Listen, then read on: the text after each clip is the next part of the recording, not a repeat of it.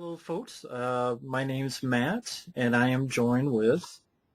Mike, and We're doing since it's December, it's coming close to Christmas time, and that's the end of 2013. there's nothing in the theater that either of us are really going to run in and go see. So, and according to us, the year is pretty much over. So, Yeah, I mean, the one film I could mention is Paul Walker's Hours, but it's not coming to theaters. It's just video on demand, which sucks. But yeah, it's the end of the year, 2013, so why not talk about the films that we consider the worst, or the films that piss me off. I know a lot that piss Mike off as well. And here we go. Why not get to it? Special mention for a film that didn't come out this year, but it's a film we both saw and we're really pissed off. Room 237. Fuck that movie. I did a special mention of that. Yeah. Because we both saw that year. Such a Foss documentary, full of shit, syndrome, fucking stupid ass fucking movie. Got praise, got a 2-disc DVD. Take an idea, okay, a Shining documentary. Oh, a little bit more in depth. Well, let's talk about the fans of the Shining movie or something, Talk about the phenomenon. That's what I thought Room 237 was. No, it's some really psychobabble bullshit that's just people pulling shit out of their ass, conspiracy theory crap. Some dude having a religious experience watching 2001. I had a religious experience watching 2001: A Space Odyssey. I'm like, what the fuck does that have to do with The Shining? The Stanley Kubrick directed it. Yeah, so? We're talking about The Shining, right? Well, people look the Vanilla Sky in here, right? People look at it as a comedy, but I didn't think it was. I guess it was funny, but it was. It was sad and pathetic. These people should useless. These people should be committed. Some of these people. Just it's he faked the moon landing because of X, Y, and Z reasons that are bullshit. Room 237, Room 37's the moon room or some shit. And when I think of moon room, I just think of that whatever, like you just have moon shoes and you just jump around some moon room over at like Chuck E. Cheese's or something. I don't think of a fucking room where they filmed the moon landing. Moon rape. Moon raper.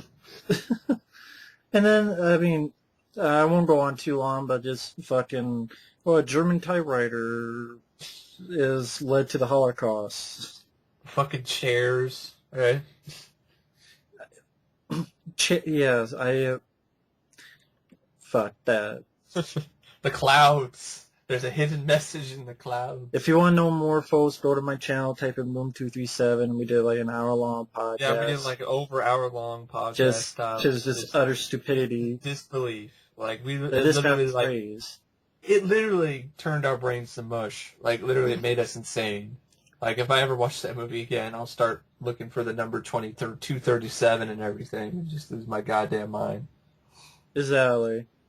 But I made a list of 20 films that I didn't care for. I know Mike will either comment on some and throw in a few of his choices as well. Mm-hmm. Number 20 for me is the Evil Dead remake, and that's because it has good gore, it has great gore, but I didn't really find anything else to the movie. For me, I know a lot of people praise the girl. I don't see the big deal with the girl. I didn't think it had any of the imagination that any of the original Evil Dead films had. I thought the original Evil Dead films, it wasn't just the gore, it had imagination. And to me, what imagination was in Evil Dead? I mean, when I watch in the first film, I see like, Ash is looking at a mirror that turns to water, or the whole ending with all the camera angles, camera looks, the projector bleeding, the light bulb filling up with blood. I just didn't see really as much imagination that I think could have been put into it. I mean, if I look like a Peter Jackson's Dead Alive or something, that has imagination. It's got good practical gore, but I couldn't find anything else in the movie. Well, yeah, definitely. I agree with all those points. Definitely lacking in originality, imagination, and also a lot of. Actually, I thought it lacked a little bit of heart and characters you gave a shit about. I mean, Ashley, Bruce Campbell in the first film, he actually cared for. He wanted to make it through out of this alive, along with his girlfriend. Here, some girl's she's a junkie. She's trying to get clean, and I didn't think her performance is that impressive. The supporting cast is weak. And also, a lot of the motivations, a lot of the people were just stupid. Dumb, really dumbass fucking dumb shit in this movie. Especially the hipster fucking bearded dumbass in this movie. I don't remember what the fuck his name is. I don't care.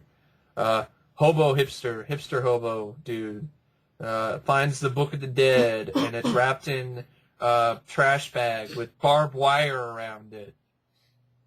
And it cuts the barbed wire, opens the trash bag, looks through the book, and it says, "Do not read this, put the shit down, burn it, what the fuck are you doing?"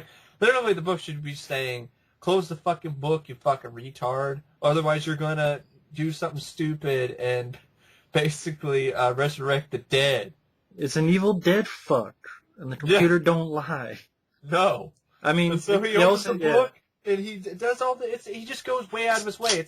He goes completely way out of his way to be a fucking dumbass. That's the screenplay for this scene.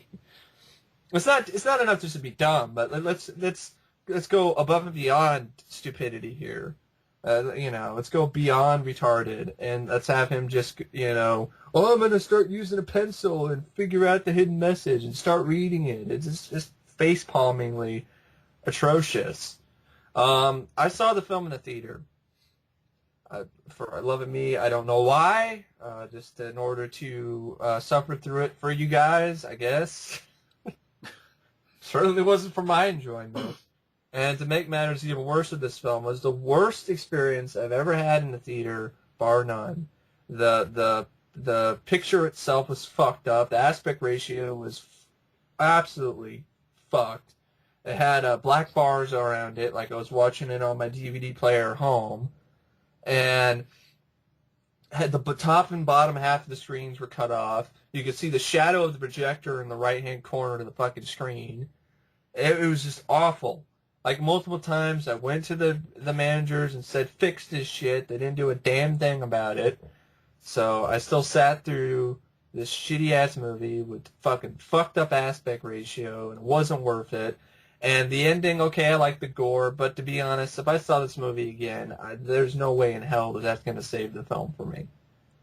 Because the experience leading up to it is just miserable. Opens up with fucking Exorcist-style, laughable-ass demon scene, with the swearing and whatever. And, it's trying to be intense. It's trying to be, scary, but it's just gross. Cut my tongue in half and kiss this chick. And I have some black turd snake crawl up her cooch. The first two, the Evil Dead movies weren't that, disgusting. Like, they were well, gross, tree but rape. they had tree rape. But this one's like, let's have a turd snake rape. How about that? It's good. It's up It was the ante. disgusting. I thought it was stupid. It was stupid. It was dumb. Then you had the guy who fixes everything with duct tape. Yeah. Hey, I'm fucked up. Wrap around with duct tape. The fucking moron who goes back in the house to get a picture. Like, what the fuck?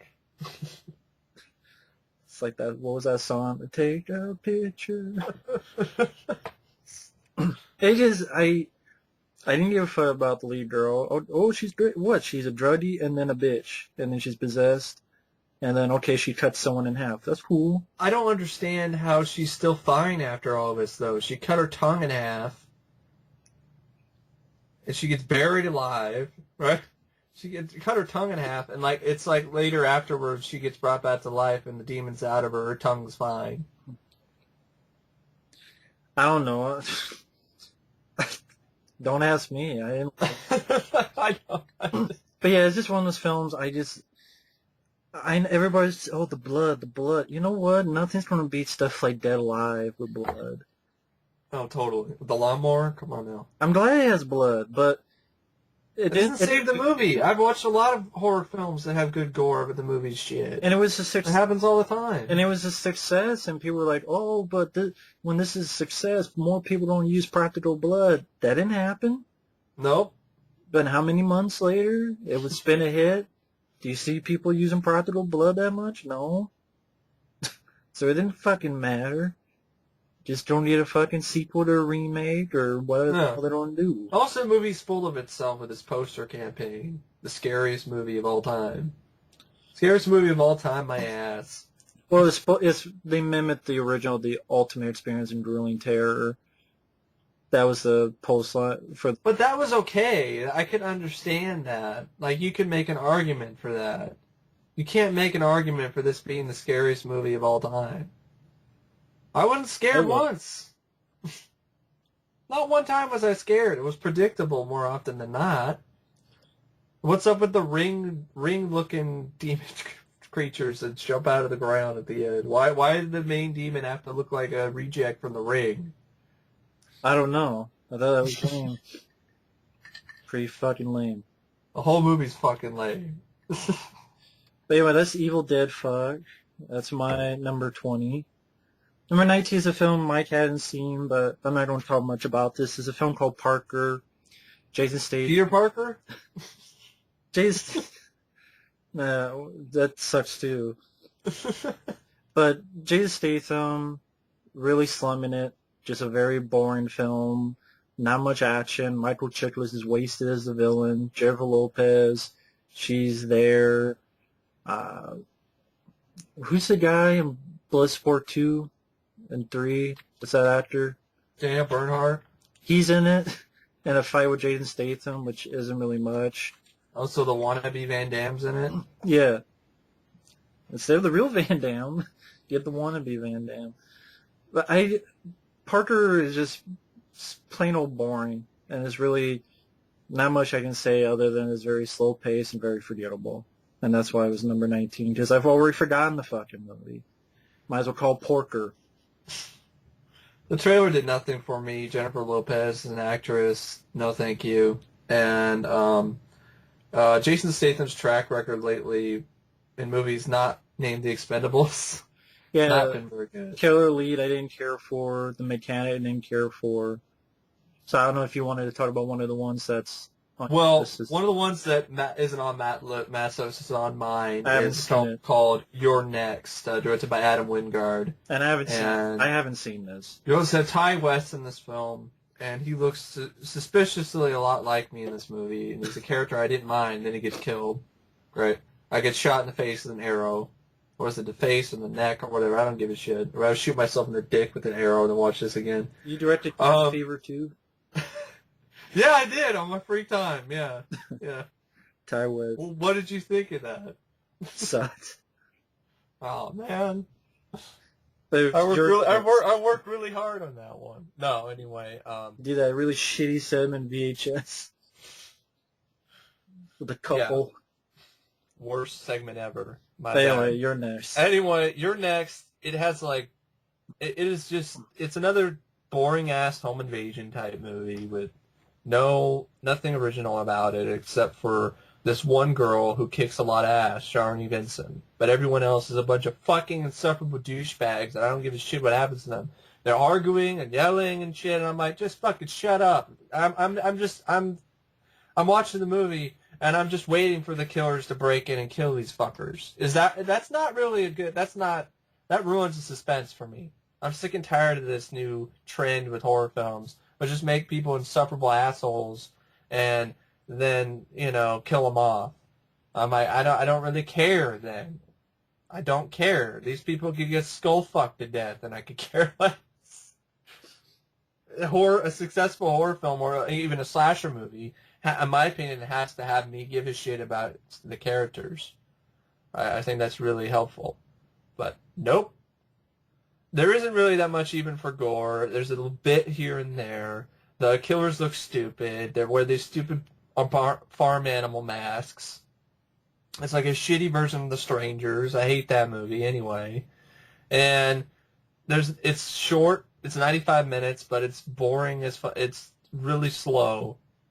And the only time you get any kind of enjoyment is when Sharni Vincent's character Aaron is kicking ass. And I like that, but the fact is, these guys, these killers, they get their asses kicked really easily. So they're not very good at what they do.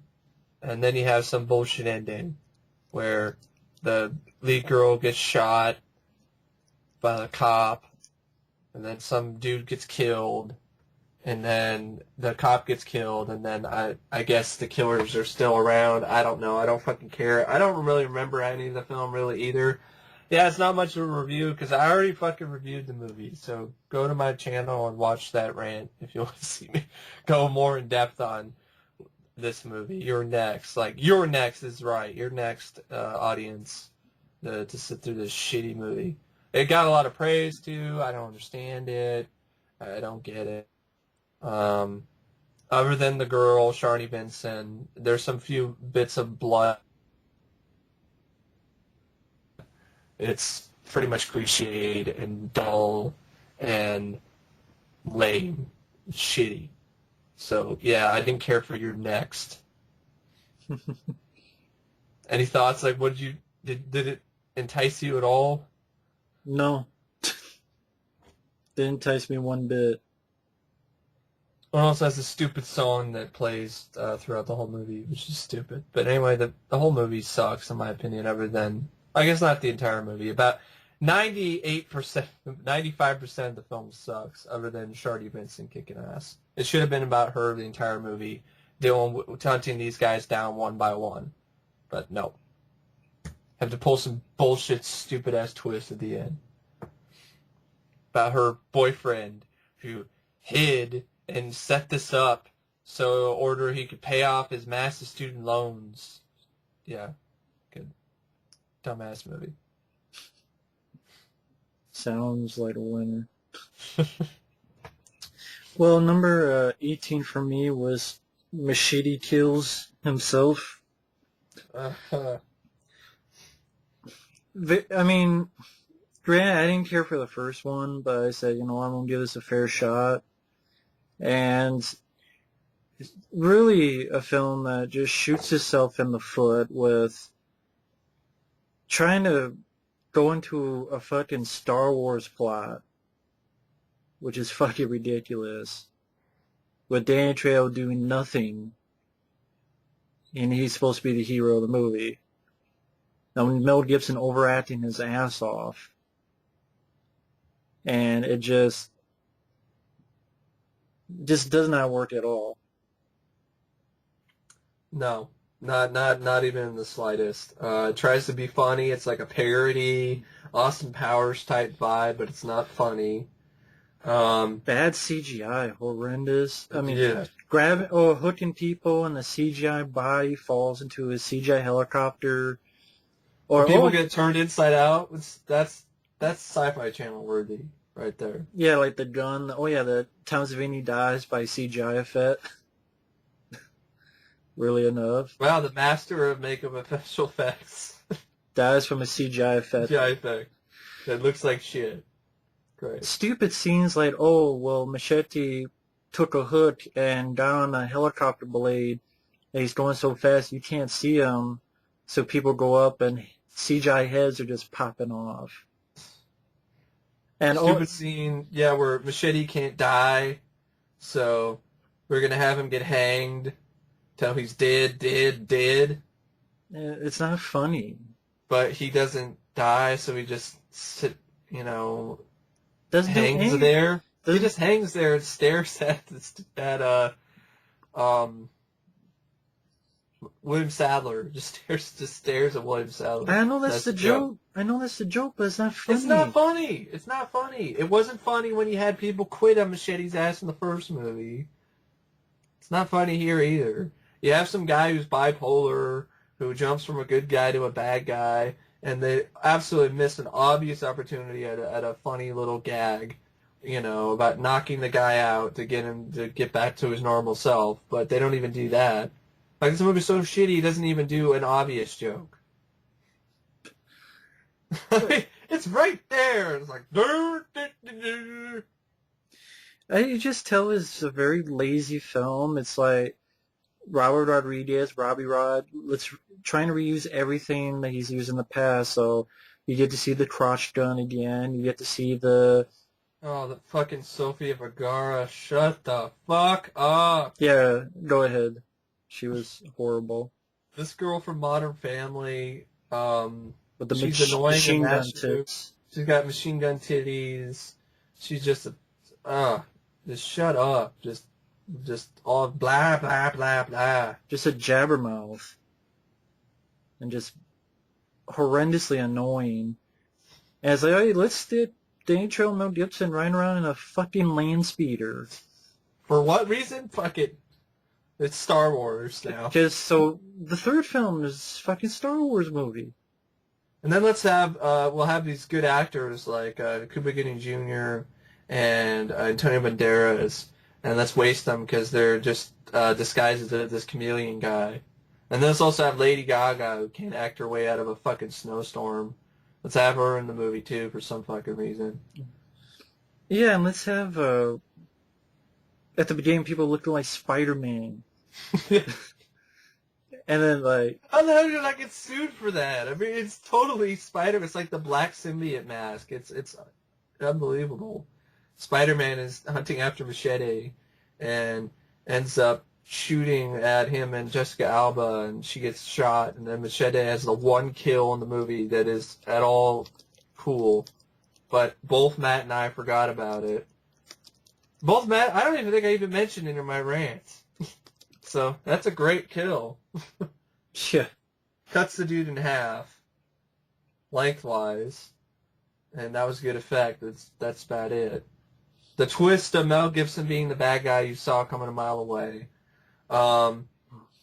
You have Michelle Rodriguez's character, Shay, gets her other eye shot out, so it's be like Once Upon a Time in Mexico. And just completely ripped that off. Yeah, they did it in the first film too. The first Amber Heard is useless in this, painting her toenails for half the fucking running time of the movie. She gets in a fight with Michelle Rodriguez, which is pathetic, and gets stabbed in her tit. Yeah. It's like I'd rather take a machete and stab myself in the dick. Charlie Sheen needs to retire. I watch these goddamn movies. Yes, I'm done with Charlie Sheen. He's a loser. He's losing. His fucking mind. Yeah, he's a loser. I'm sorry, Charlie Sheen, you're a loser. You're an L for limp dick fuck. Shut the fuck up, Charlie Sheen. I want to see Emilio Estevez. Please, bring back Emilio. Yes, I concur. I second that. This Machete Kills, the fact that this film got a sequel, which I didn't care for the film, but a lot of films that deserve First it. movie, yeah. A lot of films who deserve sequels don't get it, but then this gets it, and then it's, to me, I don't even know, what do you think is better or worse than the first one? That's a tough one. See, I don't even know. I mean, they're equally shitty. Maybe this one's a teensy bit more shitty, but I mean, like, it's not really saying much. It's like, okay, we have diarrhea, and we're comparing diarrhea to shit. It's like... Diarrhea is shit. Diarrhea is shit. So there you go. It's just a little bit runny. It's just not funny, lazy writing, lazy directing. And Robert Rodriguez does the same guy who does Des Brown from Dusk Till Dawn does this. It just... And Danny Trejo is a shitty action hero. Yeah, yes. He's old. He's slow as fucking molasses. My grandmother can move faster than he can. He has no charisma. He has no... He has nothing to him. I'm sorry. I don't think he can work as a lead. I think that's why he was stuck behind the scene, like, in the back. Well, I mean, maybe badass, but that's better writing. I didn't see that movie. So, Robbie Rod doesn't know what the fuck he's doing anymore. See Predators, see Machete Kills. See Spy Kids. And don't see Machete Kills again in space. I don't want to see that fucking movie. But like Danny Trejo said, it's going to happen regardless. And fucking bullshit. No. It's bullshit. But yeah, that's Machete Kills himself. I'd rather go kill myself rather than watch that movie again. Hang myself until I'm dead. Number 17, bullet to the head, more like bullet to my balls. Oh, God. Because Stallone, I don't know what's going on. I mean, of course, said this before. I know what happened to your son. It's tragic. Yeah, that's tough. But movie-wise, this film, I know, guy who directed Running Scared was going to direct it, and then Walter Hill, and I have Thomas Jane, and then he got fired because he wasn't ethnic enough. because he's white. Reverse racism, yay. I mean, I don't know if Thomas Jane would have saved it if it had this shitty of a script. He would probably, I don't think he would have. He'd just be the guy on the phone. Great. It'd be a waste of Thomas Jane. I'd be even more pissed off. Just him on a phone.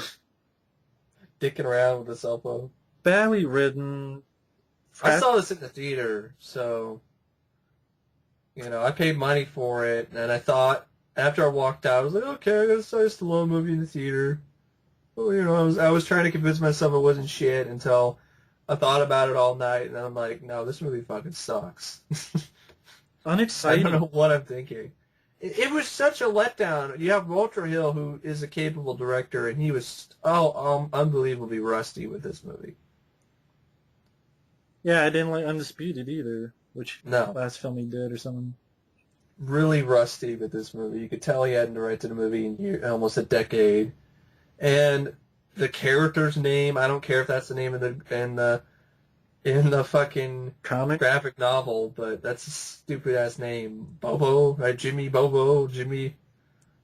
Oh yeah, something like that. Yeah. Sounds like a fucking clown. Sun Bobo King, the clown. Sun King was a horrible choice. They had no chemistry. I know people say, "Well, that's the point." Well, you know what? That's why they don't do it. That's a They shitty point. Like, why the hell would that be a good idea? Because like, it's different. Who cares? Because it's different doesn't mean it's a good idea to make a buddy cop movie with the two buddies have no chemistry. Exactly. And Sun King, he's on the phone 90%. That's 90% of his performance. On the phone. Yeah, can you give me info on this, this, and this? Okay. Oh, by the way, hey, can you give me info on this, this? Okay. That's 90% of Sun King in the movie. Can you give me the number to this gay bar? Because I wanna take my friend over there.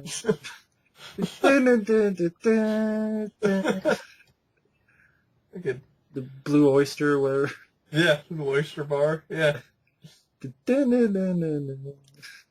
It's just shitty. Jason Momoa is a shitty actor. I don't know why he's getting roles anymore. Like, he's getting another role in the new Man of Steel sequel. Which, why? Yeah, someone mentioned maybe Doomsday or Martian Manhunter or something. I don't know what the hell. He's got the size, but he doesn't have any of the charisma. He's just like a fucking rock. Well, do you need charisma for those? That's what someone might say. Do you need charisma? If you're going to be a tough guy in a movie, I think it would help if you're one of the main bad guys to have some sort of charisma, because otherwise you're just an extra. Oh yeah, you're mentioning the filters. Oh, fuck, the goddamn gold filter. Awful. And the flashback, like the photos. Fucking photoshopped. Awful looking. Just terrible Photoshop photos of young Stallone with the fucking stupid ass haircuts. And awful. And fuck embarrassing. Oh yeah, fuck Crunchbase. I took a dump on your porch. Took a dump in a ditch. But maybe take a shit on a dead man, right? Yeah. The bullet to the head, it could have been Stallone. He was fine. I have no problem with Stallone's He wasn't the biggest issue. Excuse me. No, that's fine. Bullet to the head, the thing is with me, it had lame action. The film apparently cost around 50 to 60. It costs a lot of money for some reason, bullet to the head. There's no, where that money went to, I don't know. Like, for example, you have Maniac Cop 2. That costs a couple $1 million. But you look at the action scenes in Maniac Cop 2 and the stunts and the fire sequences, they're excellent. That's only a couple $1 million. Hard Target. would not even cost half, even if you put in inflation, what Bullet to the Head cost. It wouldn't even be half of what Bullet to the Head cost, even if you put in inflation. But Hard Target has all this action. But yeah, Bullet to the Head, what did it have for action? It had a little fight in a sauna, a little fight in a bathroom, a little shootout in a shack where they get out of there and they blow up the shack, and a knife fight. I mean, not a knife, but an axe fight at the end. That's all you had for the action. And like, where did this budget come from? This budget that, I forget the exact budget. I almost want to look up right now because the budget to this was, I thought, ridiculous.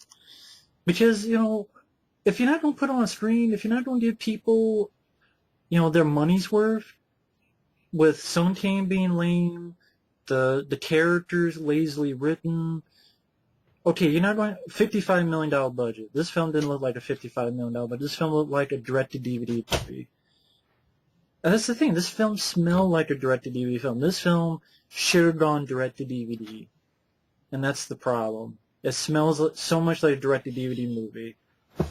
Yeah, sorry about that. I had to take a phone call. I had to personally, myself, chew out Walter Hill and company for this shitty movie. Try to explain why it's so bad. Should call it Sun Kang. Asked him, tried to figure out from him, some phone skills, because I'm not the best at that. So he seems like an expert. So yeah, I would just try to get some tips. I was just explaining where the $55 million budget went. Yeah, to. exactly. It looked really like a did. straight to DVD. I saw it in the theater, and it did. You're like, It seems okay. like a straight to DVD movie to me. It's like, well, yeah, where the fuck did the $55 million go?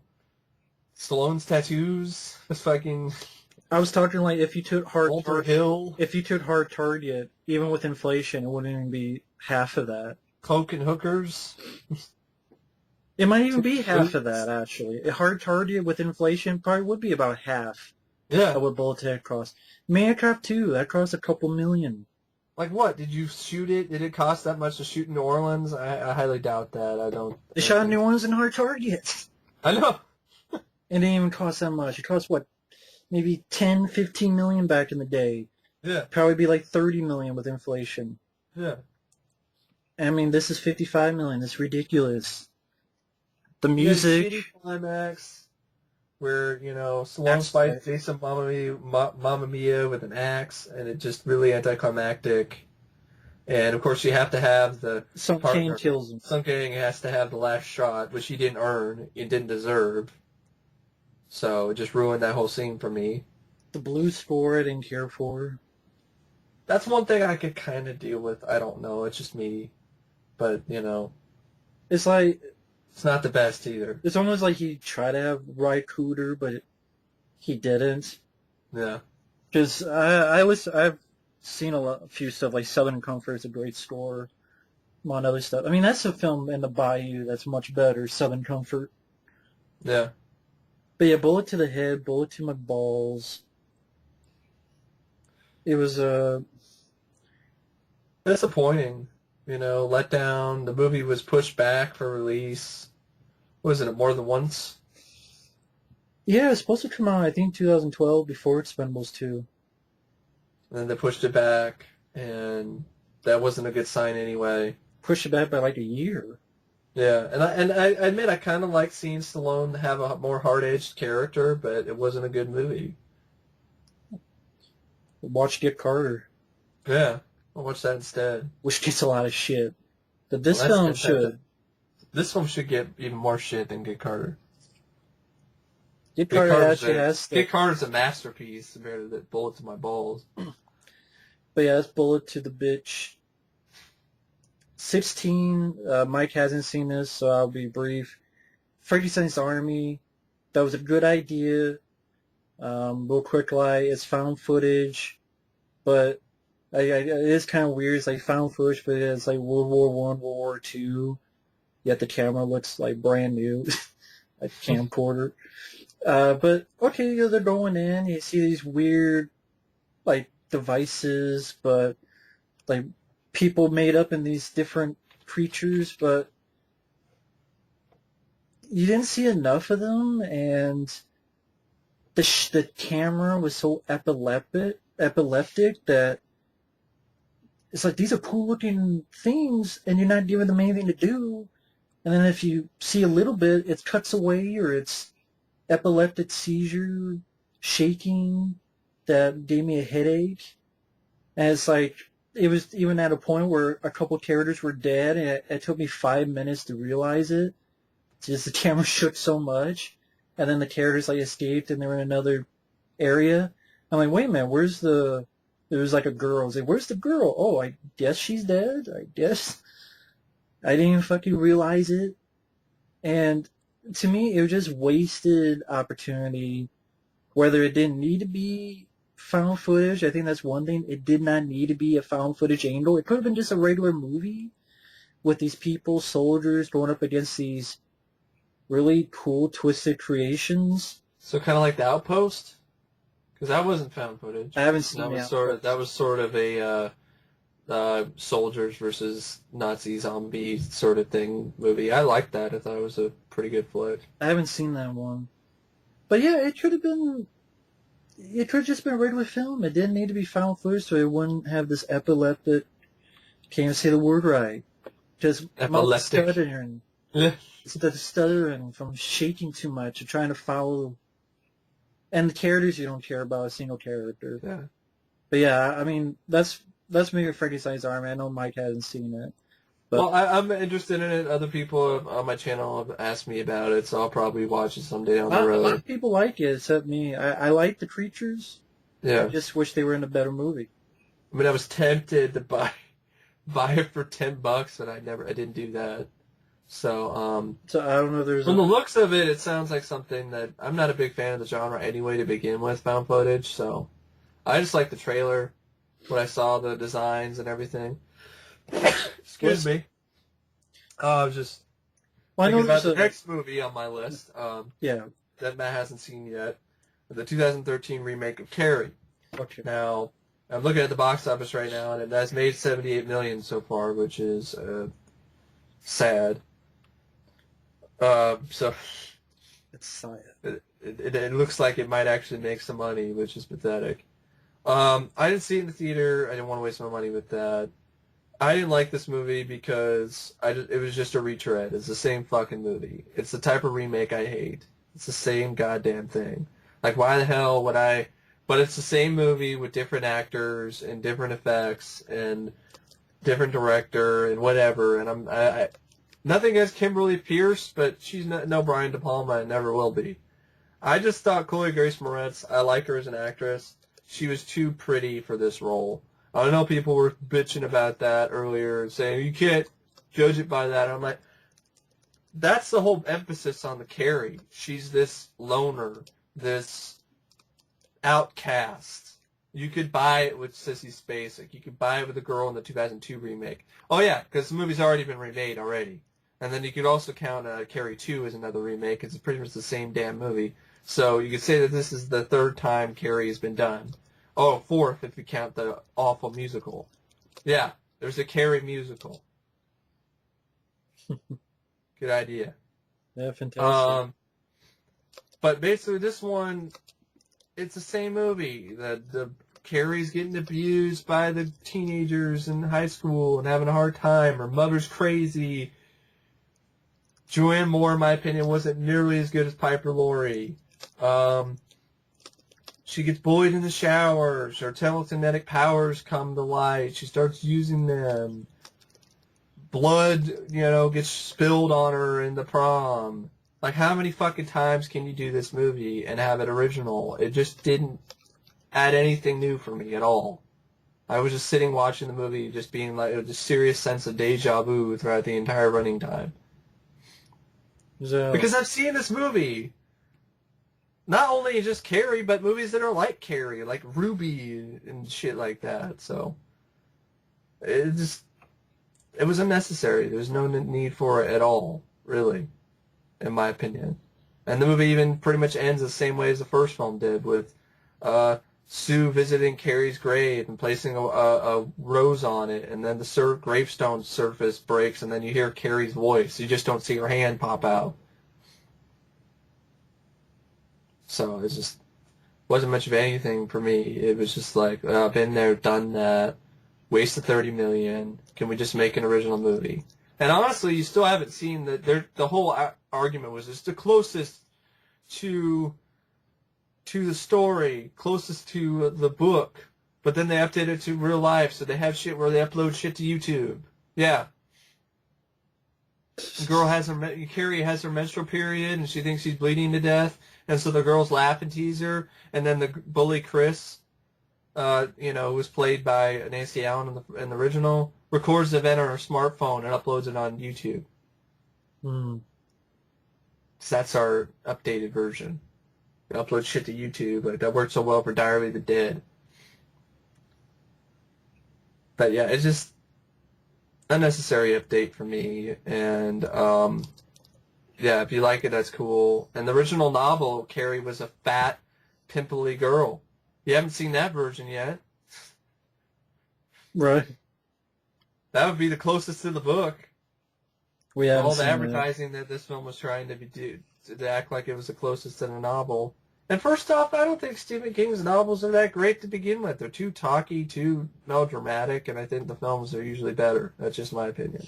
But anyway, it's my opinion on Carrie. I don't want to see any more Carrie. I'm done with fucking Carrie. I'm done with this bitch. Throw her out. Toss her out. Just seemed like the same movie, except like, 5 little differences? Yeah. Oh, so Pretty much. no, it's not the same because there's this little difference and this little difference and this little difference, and I'm like, how about make just a completely different movie? Yeah. With a guy. That would be interesting, yeah. Make a remake of Spontaneous Combustion and not have it suck. Make it good. Yeah. Get a good actor like Brad Dourif was and have it not suck. Yeah. I don't know what actor.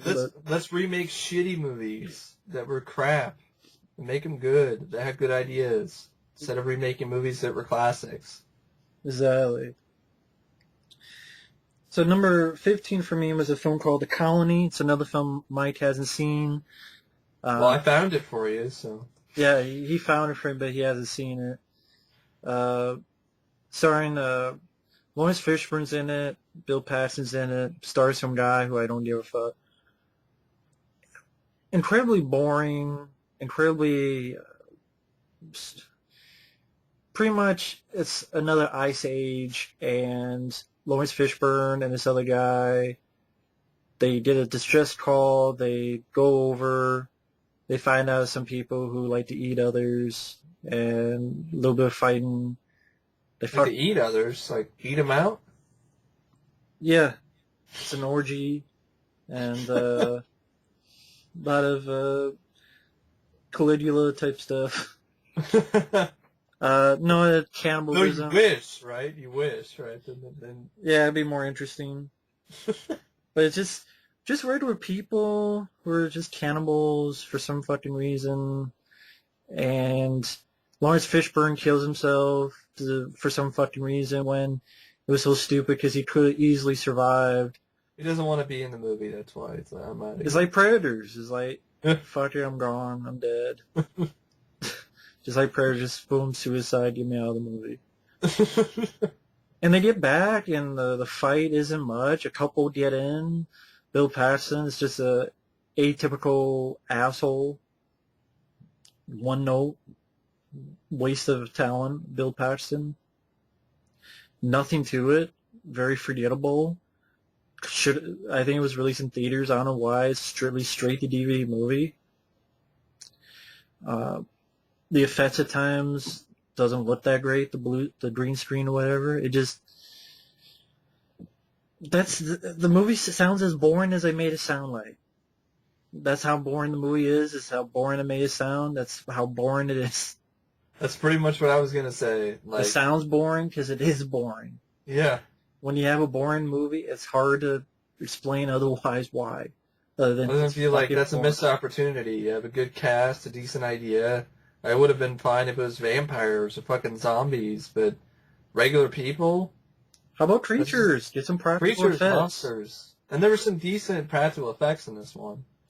Um, I admit I did check it out, but I didn't do review or anything, because I didn't think it would be much of a review, because it's not much of a movie. Like, what am I to sit there for 2 minutes and say, Ice Age, and these people, Bill Paxton's an asshole, Lawrence Fishburne hates himself, and kills himself, and gets himself out of the movie, and then regular zombie cannibal people attack some people, and there's like a decent practical effect with some dude getting his head cut in half.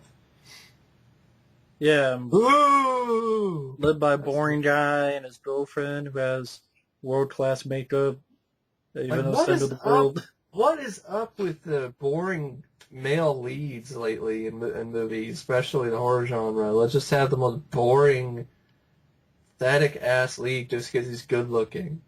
Who cares if they're talented?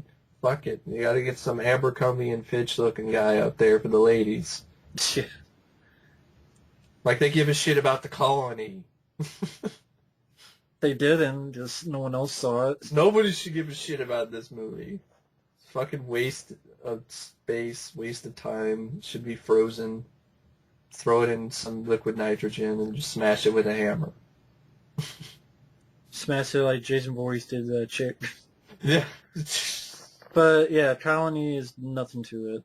So. If you ever think about watching this movie, do yourself a favor and be just like Lawrence Fishburne and just end it. Boom.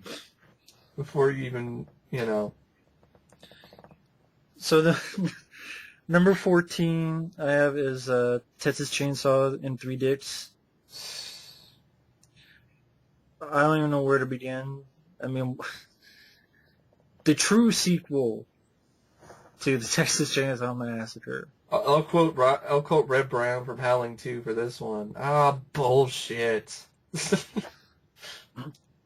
So, yeah, other Chainsaw Massacre 2 doesn't exist.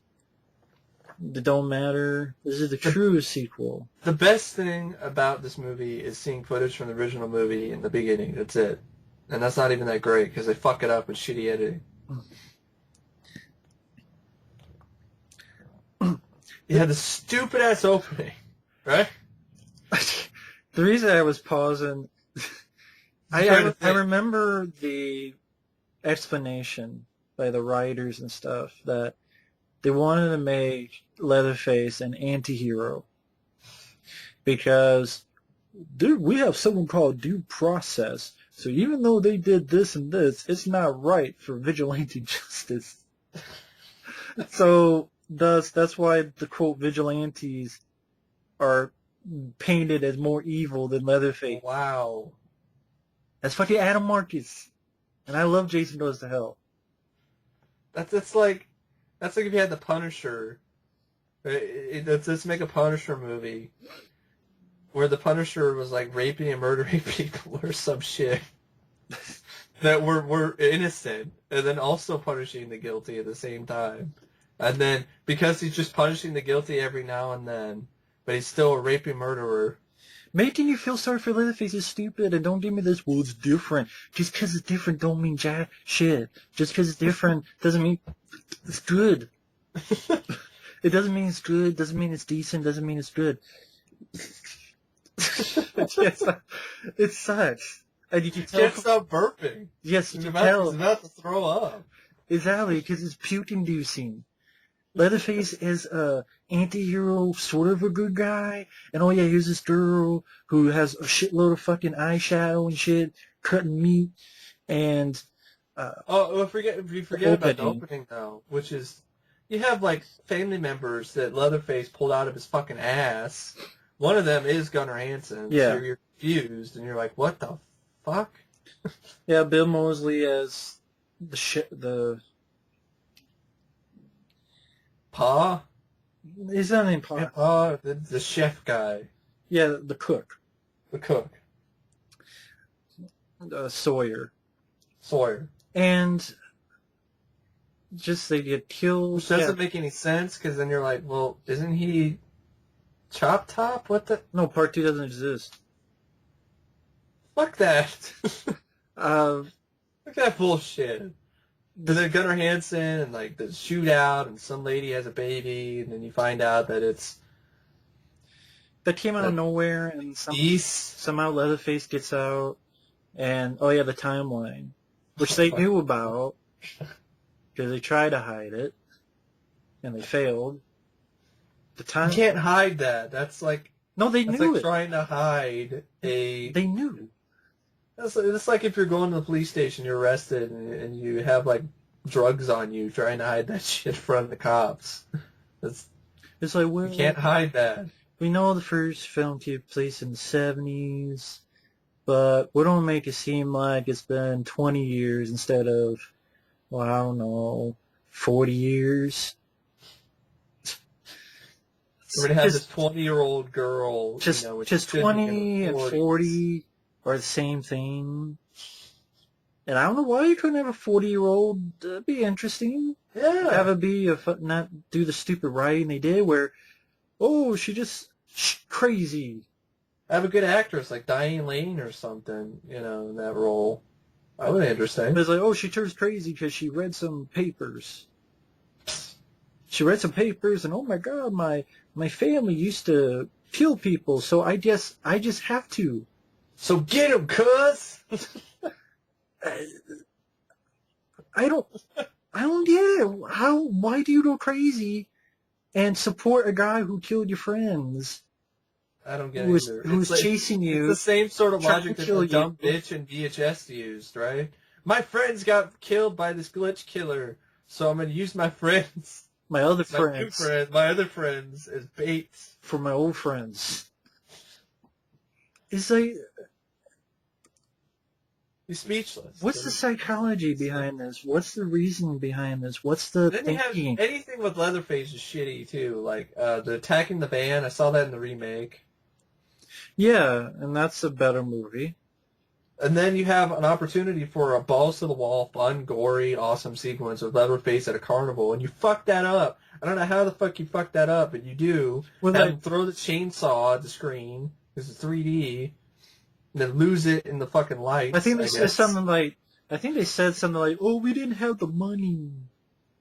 Oh, bullshit. I think that was the reason, I swear. I've seen tons of low-budget horror films that go balls out. Remember the first Evil Dead?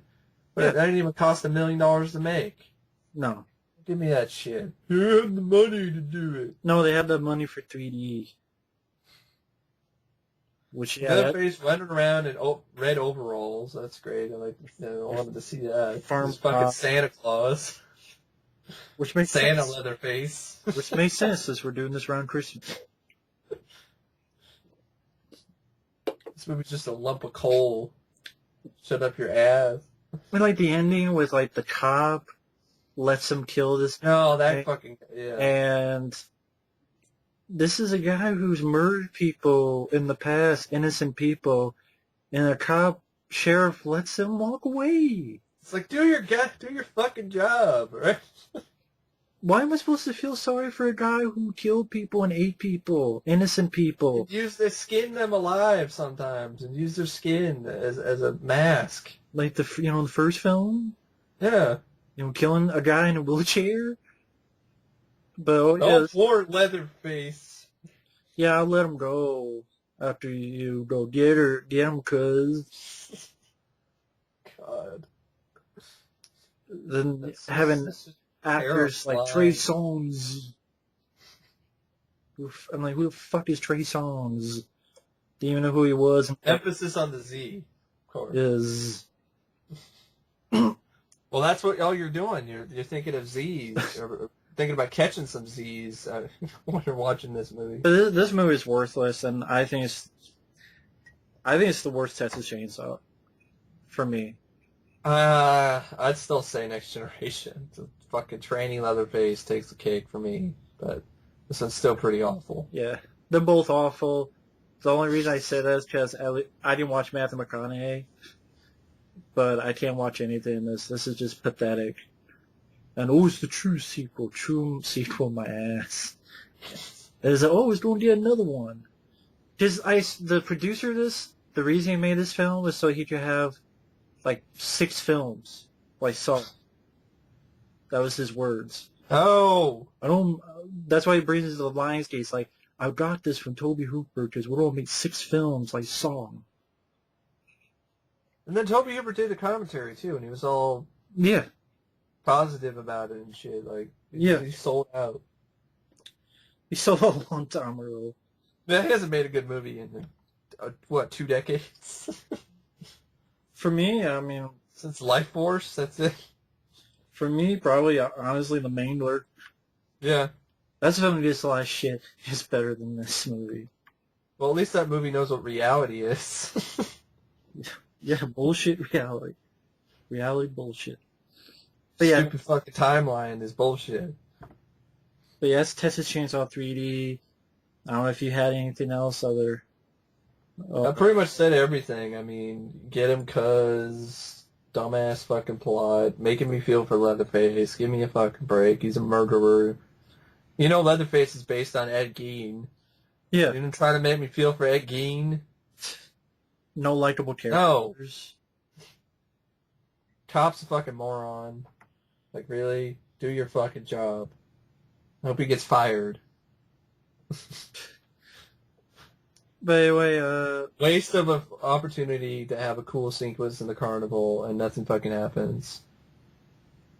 So. well, except they steer, quote, Jigsaw. That guy with the Jigsaw mask. Remember with the pid mask? Oh, yeah. God. He is clever, right? It's about as clever as James Wan putting Jigsaw in his movies. But number 13 I have is R.I.P.D. Time to get raped. Resting in purdy dicks. I'm trying to think of a good thing for R.I.P.D. I remember you had it before, like rest in something department, right? Rest in... I'm sure. Raped in my ass. We don't. I don't even have anything to say about R.I.P.D. It just ripped. Your asshole ripped. Yeah, it's like equivalent of a movie. Just it's like rapage, epic rapage. It's Men in Black 3.5. Exactly. That's what it felt like. It felt like that. Extremely. It just... Like another Men in Black movie. Jeff Bridges in his stupid foghorn, leghorn accent. Yeah, I mean, Ryan Reynolds, I don't know if he was, like, sleepwalking. He wasn't trying very hard, for sure. No, I didn't think he was trying that hard. It just... Stupid, cartoonist fucking action sequences. So we'll have... Even Men in Black wasn't this cartoonish with the fat fuck Elvis alien whatever fucking zombie dude running on buildings. Really cartoonish. They even had sound effects that are straight out of Looney Tunes in that scene. I think where I really like R.I.P.D. F-U-C-K-O-F-F. Rip the fuck off. But really, okay, you take Men in Black, copy the script, copy an ending that reminds me of fucking Ghostbusters or shit. Or Howard the Duck. Turn it all shitty, make it boring, have 2 leads that have no chemistry, one to Waste Kevin Bacon. just overacts. in a lame villain role. Wonder how they spent $130 million on this. And shitty CGI that looks fake as hell. Yeah, there's no imagination, there's no laughs, it's not funny. Sounds like a good idea, but they fuck it up. Instead of zombie cops, it's fucking, oh look, Ryan Reynolds is an Asian guy, and Jeff Bridges is a hot chick, and we'll overdo that ages-old joke where, like, I'm not into that. Yeah, so like... he's hitting on him. Because I'm... Like Ryan Reynolds is James Hahn, and... The banana. Oh, yeah. Yeah. Like to stick a banana of this movie's tailpipe. And what was it, like, there was a scene where Jeff Bridges was eating something? Oh, yeah. It's disgusting. He's zooming in on him just scarfing down this Indian food, because I guess that such a ripoff of Men in Black, this scene, totally. This tiny guy, kind of like Tony Shalhoub, sweating, and he's eating this Indian food in this most disgusting manner, and I guess the Indian food, the spices of it, are supposed to bring out the ghosts or demons or whatever the fuck are in these people, just like in Men in Black. You know, Tony Shalhoub. Yeah. And then the fucking fall, Ryan Reynolds and Jeff Bridges fall out the fucking window like a cartoon, and Jeff Bridges is riding dirty on Ryan Reynolds. Exactly. Taking his cowboy hat and like, woohoo, yeehaw! This is so much fun. I love fucking Ryan Reynolds up the ass. Yeah! And they fall down the ground. They fall on the ground in a total cartoonish fashion. Just like earlier where Ryan Reynolds, his head bounces off the ground when he gets shot by Kevin Bacon like he's a Super Bowl. Yep. Just really forgettable. And it's not even that long of a movie. It's just so cliched. You've seen all this shit done before in Men in Black and Ghostbusters and Howard the Duck and other movies that are better. Yes, I said Howard the Duck is better. Howard the Duck is 10 times better than this fucking movie. Without a doubt. It wasn't like some like shitty storyline dealing with gold or... Yeah. It was like some gold that Ryan Reynolds buried in his backyard is supposed to create a Stargate. Yeah. That brings down the demons. Like the laser thing in Howard the Duck or the end of TMNT. Exactly. Another shitty movie. You pretty much said it all. I mean, R.I.P.D. was... This movie's a big fat dick, just like Leo was a big fat dick in TMNT. He is a dick. But... Ripping my dick. That's R.I.P.D. Ripping my dick. The film is just lazy. Rip my dick off. Lazy film. But anyway, the next one I had, number 12, was The Purge. Yeah. It was a very idiotic idea where Ethan Hawke gets killed. Spoiler. Well, the idiotic idea is that Go ahead. every year, like this is in the future, like 2120 or something like that. Wish it was 2099. Or Phantom, or 2020. It's Phantom 2020. It's Phantom 2040. 2040. Anyway, in this future, America decides to, well, since everybody has all this pent-up aggression and anger and crime and whatever is at all-time high. For like 12 hours or so. So 12 hours one night a year, all crimes are I don't know if legal. it's 12 or 24 hours, but... 12. Oh. And so the whole idea is that for 12 hours, all crime is legal. You can get away with anything. Authorities aren't going to get called. Nothing's going to happen. Exactly. And instead of going balls out with this idea, the movie pussyfoots it. Everything's legal. You would think some crazy fucker's going to try to rape somebody or do kinds of disgusting ass shit, or other than just rob and kill people. Because I'm going to kill my boss because I can. Because he's a douche. Just because you can doesn't mean you should. Yeah, that's the movie. Because you can't do it, just means you should do it.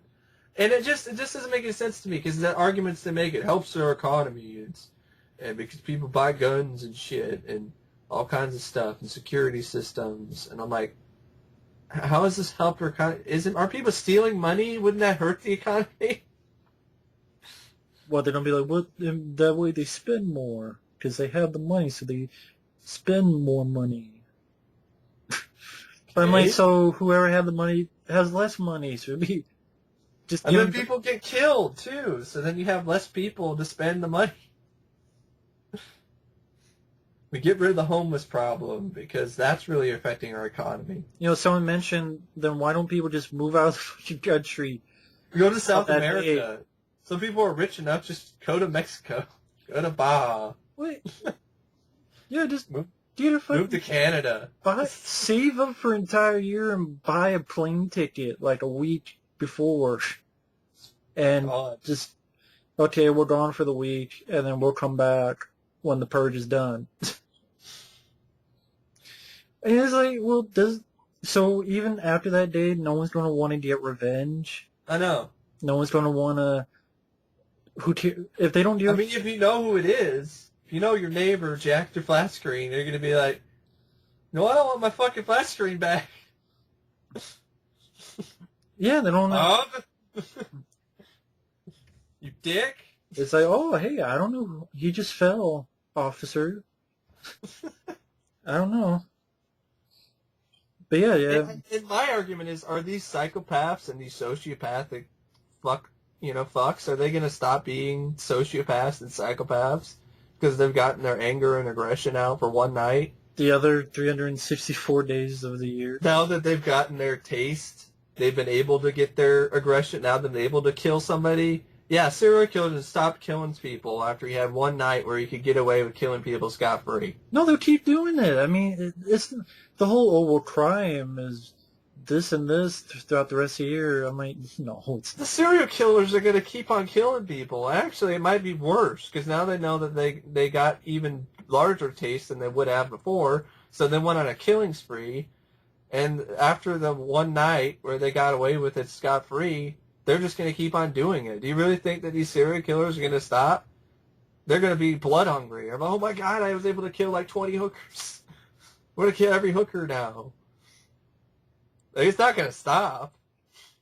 Give me a break, it's stupid. That's what's stupid about this movie. It's a stupid idea. It doesn't make any goddamn sense that this helps the economy, let alone there's no crime the rest of the year. Give me a fucking break. That shit. And then it's really short, but it's boring. The only good thing about it, you have this one black guy who doesn't even get a name. Yeah, he's a homeless guy, and you really feel for this guy. You feel what he's going for. The veteran. Yeah, but a buddy of his was killed, and he's trying to find help. Oh yeah, you have the kid with the weird toy. The fuck, a baby straight out of like the Sid's toy box in Toy Story. Yeah. Like a severed baby doll with a robot eye and one arm on a fucking monster truck, remote controlled car driving around. And he lets the guy in, and he likes wearing sunglasses at night. Of course. And it just... Ethan Hawke's like, oh, we're being a dick to him, and ready to... Ethan Hawke, like, he's got the security systems, and his family is getting ready, and then, like, there's his daughter as a boyfriend who has this absolute moronic plan that me and Matt were watching this movie together, and we were all, like, saying, don't tell me that's the fucking plan, that he's going to try to kill Ethan Hawke. Like, both Matt and I are like, come on, that's fucking stupid. Right. Because it's kind of hinted at, when he's with her, like, oh, I'll do something about it. I'll talk to your dad or whatever. Oh, yeah, the boyfriend of Ethan Hawke's daughter. Yeah, that's right. And we're both like, come on now. So you're going to try to kill her dad? To win her heart? Which is a... Because, yeah, folks, the way to your girlfriend's heart is a shot through her dad's heart. Yeah. Apparently, after doing this, the guy maybe thought that, oh, well, she'll love me now. I killed her dad. He's out of the way. So, you love me now? That's the writing that you have here, folks. That's the shitty writing that you have. And... then you have the main, I guess, villains of the piece. Rejects on the Strangers and You're Next, this smiling fucking blonde fucktard. Not scary. Not scary at all. Oh yeah, you're mad how they got in. I fucking hate this shit. You have this high-tech security system, and it's a steel door, okay, that slams with no doorknobs, no way, no anything. So they just take chains and hook it onto fucking nothing and pull it out like it's fucking tissue paper. That's what happens. That's a security system. chains on the back of a truck, just strapped onto thin air, and it rips down the door like it's nothing, and then they just throw right in. I'm like, I'm just calling bullshit throughout the whole movie. Like, that's such bullshit. And then, I mean, you have to look at these guys instead of having them dick around on the swings or fucking on the hippity hoppity horse or prancing or prancing around, skipping around, skipping to the loo. I guess because they're kids. I guess I don't know. Where the fuck? And the other guy just smirking and smiling and like, you take the mask off, the dude's the same fucking thing. And instead of doing that, like, I don't know, you don't have to have a big budget to have them be smart with trying to get in the house. Like, do other ways. Smash the windows out. Try to bend the bars if there's bars in the windows. Take a blowtorch and burn a hole through the, while you're telling, I'm going to get in, we're going to get in, and they're burning a hole through the door, steel door with a blowtorch or something. With a welding torch. That makes a lot more sense than just throwing chains on the thin air and pulling the door down. Sorry. It's bullshit. Just a stupid story told in an unexciting way. And then Ethan Hunt, okay, he finally gets a couple things. Yeah, he's got a shotgun that he holds weirdly for some reason, because it's got a handle on top of it. Like it's a fucking power tool. Power saw or something. Can't handle the kickback because he's weak. But then he gets killed. Stabbed. Really lamely, gets stabbed in the back. Like, I love seeing that shit. The hero finally kicks some ass and then gets killed for all his trouble. And then this stupid twist where the bad guys get killed by the neighbors, and then the neighbors want to kill them. For some stupid bullshit reason of... You've been pushing it in our faces. We had enough of that. You sold us these security things for our houses, and you shoved in our faces. And I went, how? You chose to buy them. You bought them. You stupid bitch. You chose to buy them. Yeah. You bought it from somebody else. I don't know. I mean, that's like going to McDonald's, right? That's why I say, yeah. It's like going to McDonald's and buying a burger. And then on the Purge, going back and shooting him because he took your money when you bought the burger. Stupid. It's like me going to Best Buy and I buy, Man of Steel on Blu-ray and I don't like the movie and then I go in and shoot the clerk. Exactly. For selling me a shitty movie. It's stupid. It's stupid. I mean... Doesn't make any fucking sense. No. Again, the only thing is, like, the homeless guy gets some nice stuff at the end. Helps the... Disappears for like 20 minutes. They leave him there. Like, Ethan Hawke tortures his ass. Finally realizes we're going to fight for you, but then we just leave your ass in the chair. Yeah, he doesn't untie him, and then, he does, like, disappear for, like, feels like 20 minutes. So much, yeah, we're going to fight for you, but we're not going to let you fight for yourself. Yeah, we're not going to let you fend for yourself. Yeah, we're not going to give you a weapon. We're not even going to untie your ass from the chair that you're in. And it also seemed like the daughter wasn't really that distraught when her father died either. It was like, oh well, he's dead. And then where's my boyfriend? Right? Because she was more worried about him. And they're making a sequel. And they made a live attraction. That was like a show that traveled to different states. And they made a shitload of money. Yeah. And then the only thing I liked was a few lines. Like after the Purge is almost over, and Lena Headey... Get the fuck out of my house or something. Yeah. Get the fuck out of my house. Smashes her in the face with the gun. Yeah, the bitch is facing the gun. Yeah. I like that moment. Doesn't save the movie. No. It's not even like an hour and a half, and it's just... No, it's not. Pain. It's so boring. And worthless. It's uneventful because it feels like nothing happens. It's like the The only purge I want to do later is to just puke it all out of my system. it's a setup. The homeless guy goes by. Kid lets the homeless guy in. A lawn ass chasing the homeless guy in the house. Bad guys come in, just wait outside. Then when they get in, Ethan Hawke does a couple stuff, gets stabbed. And then the fucking neighbors come in, and they're two-faced pricks.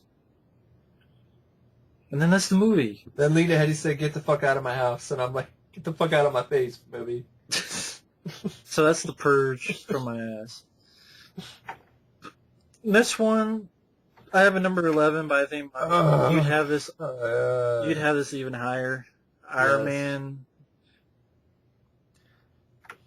Regular Man, Remote Control Man 3. Iron Man Uno Dos Tres.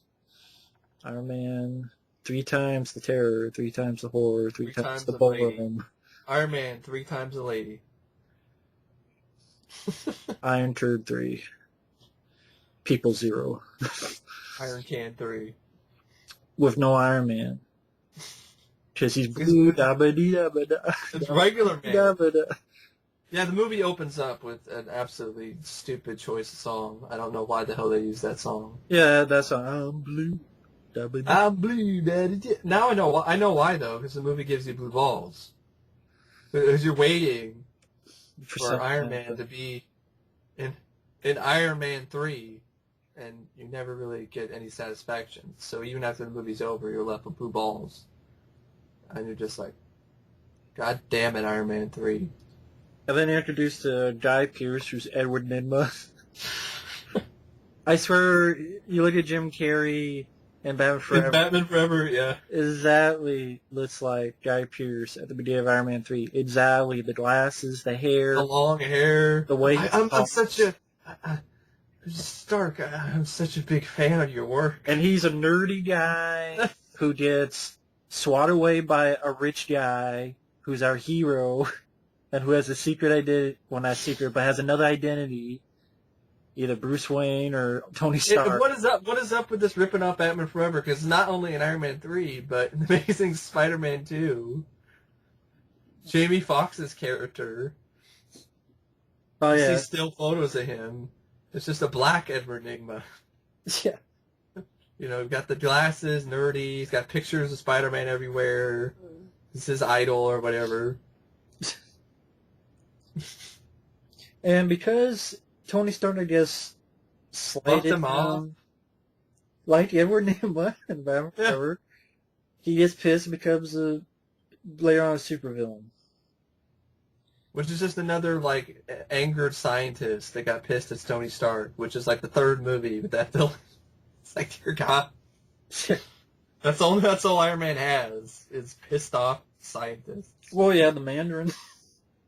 Oh, fuck. Yeah. Go ahead. I am the Mandarin. No.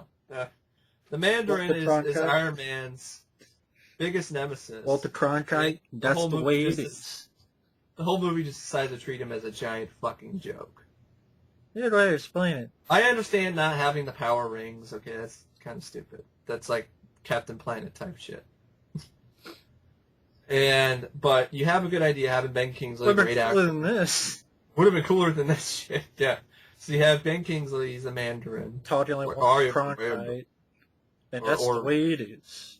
Or he's talking like a Agent. That's the way. Agent Smith, right? That's the way the cookie crumbles. Yeah, Mr. Anderson, Mr. Stark. Mr. Stark. Welcome to your doom. They call me a terrorist. Welcome to die.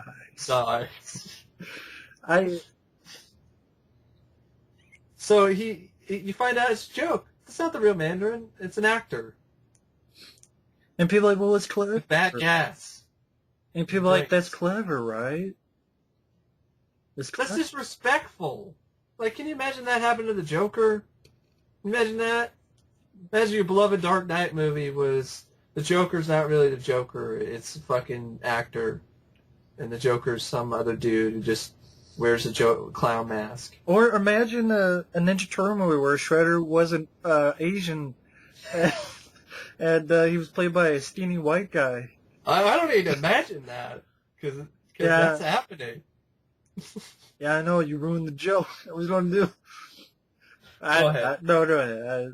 That was my point, is that, oh, wait. I was just going to say, oh, wait, no, that is happening. Exactly. And that's, you know, That should be happening, but it is. let's have a guy who can't fight. You know Mark The guy who- Dacascos? Yeah, he's busy doing errands. Yeah, we don't. I mean, you know, it's not just he's not white. I mean, he's white, but not even a guy who can fight. Because the guy who's the main... You're white. You're white. Sit down. You can't fight. Yeah. That's one line I liked from that ride-along trailer, Kevin Hart. Can't fight. Anyway, yeah, the Iron Man 3. You take an Iron Man. Well, Tony Stark's white, and he can't fight in this movie. First off, I don't like the approach. Okay, Shameful. I've warmed up to Christopher Nolan's Batman films, the first two anyway. I still think The Dark Knight Rises sucks ass. Deal with it. Iron Man 3, let's take a page from The Dark Knight Rises. Why? Let's suck all the fun out of Iron Man. Great, that's why I like the Iron Man movies, because the Robert Downey Jr.'s character is a loose cannon and is a lot of fun to watch. Let's suck all the fun out of him. Let's make him depressed and make him have a You mean like Superman? PTSD. Let's make him have PTSD, like... You mean like Superman? He's depressed, right? Yeah. Or maybe we'll get to that. Angsty. We'll get to that. But yeah, let's make him have a post-traumatic stress disorder because he went in space and He went in space, and now little kids do shit out of him when he brings it up. But little kids like say, aliens. "Did you see the oh my god, yeah, did you see the aliens?" Oh! And I'm like, why is he freaking out when a little kid just says, "Oh, hey, you see aliens?" I'm like, why is Tony Stark freaked out about the aliens? And it's because it's supposed to be the alcoholism, but they pussied. Because it's Disney. They They pussied don't- out. Disney's not gonna. They really did a good job with that in Iron Man 2, and it would have made sense to continue that with Iron Man 3. But it's Disney now; they own the rights. Well, if they did that in Iron Man 2. They did. Remember, he was alcohol. He had alcoholics. Got drunk, in the suit. Oh yeah, that's right. Well, I mean, I think they could have done more. Yeah, they could, but it would have been a nice stepping stone for more here. Yeah. 'Cause that's what it is in the comics. It's alcoholism. It's not, oh, aliens! If you want to make a serious movie, Panic attack! if you want to make a really serious film, why don't you go that route instead of This this is laughable. laughable It's shit? laughable. It doesn't make any sense for Iron Man after all he's been through already. Like he was imprisoned pretty much and tortured By terrorists. by terrorists. I think that would cause more anxiety attacks rather than aliens. I would think. He didn't have any anxiety attacks fighting the aliens in New York. I guess, being tortured by terrorists is not much compared to seeing aliens for 30 seconds in space. And then also for some reason they decide to give Iron Man like prototype armor that is shitty. That he's working on it. Like some reason the technology's gotten worse. That was useful. He created a new power source that never been created before. But now his Iron Man suit is trying to get it to be remote controlled so he can, wave his hand and it comes on him, like not comes on him. I mean, Might as well. Maybe it'd be useful if it did that. Because it might as well be wearing paper plates. Just jacks him off. That'd be more useful than what it does, because might as well be wearing Cardboard. styrofoam. Styrofoam, man. It just takes forever to get on, him for some stupid reason. And then, Iron Man does stupid ass shit. That would make sense if he's drunk. If he had the drunk plot in, it would make sense he'd give his address away. He's wasted, came out of the bar. Not thinking straight. Prest is there, and he's like, oh, Mandarin. He's not thinking straight. Yeah, here it's like he's sober and he's giving him his address. That his woman lives. And he's made this emphasis, I'm going to protect you, Pepper. It's all about you. Which I gave a terrorist. Which doesn't make on the any dress. sense because he gives a terrorist his home address where Pepper lives. That's so much for protecting her. And if you're gonna do that and you're that cocky, have a suit that works. Wear the suit from the get-go. Well, have the suit on right Why when is you he get using home. Arc 34 suit or whatever that looks like a fucking Cadbury egg or some shit? It's not really a Cadbury egg, but the color scheme is butt ugly. Caramel, Just- apple, Because he came on it caramel apple man, from him coming. Cum Man 3. Yeah, so Coming on Basi- in 3. Wait, 3 times. So anyway, three times the power. the Mandarin comes in, shoots missiles at the place. It's late to get on a suit. It doesn't work.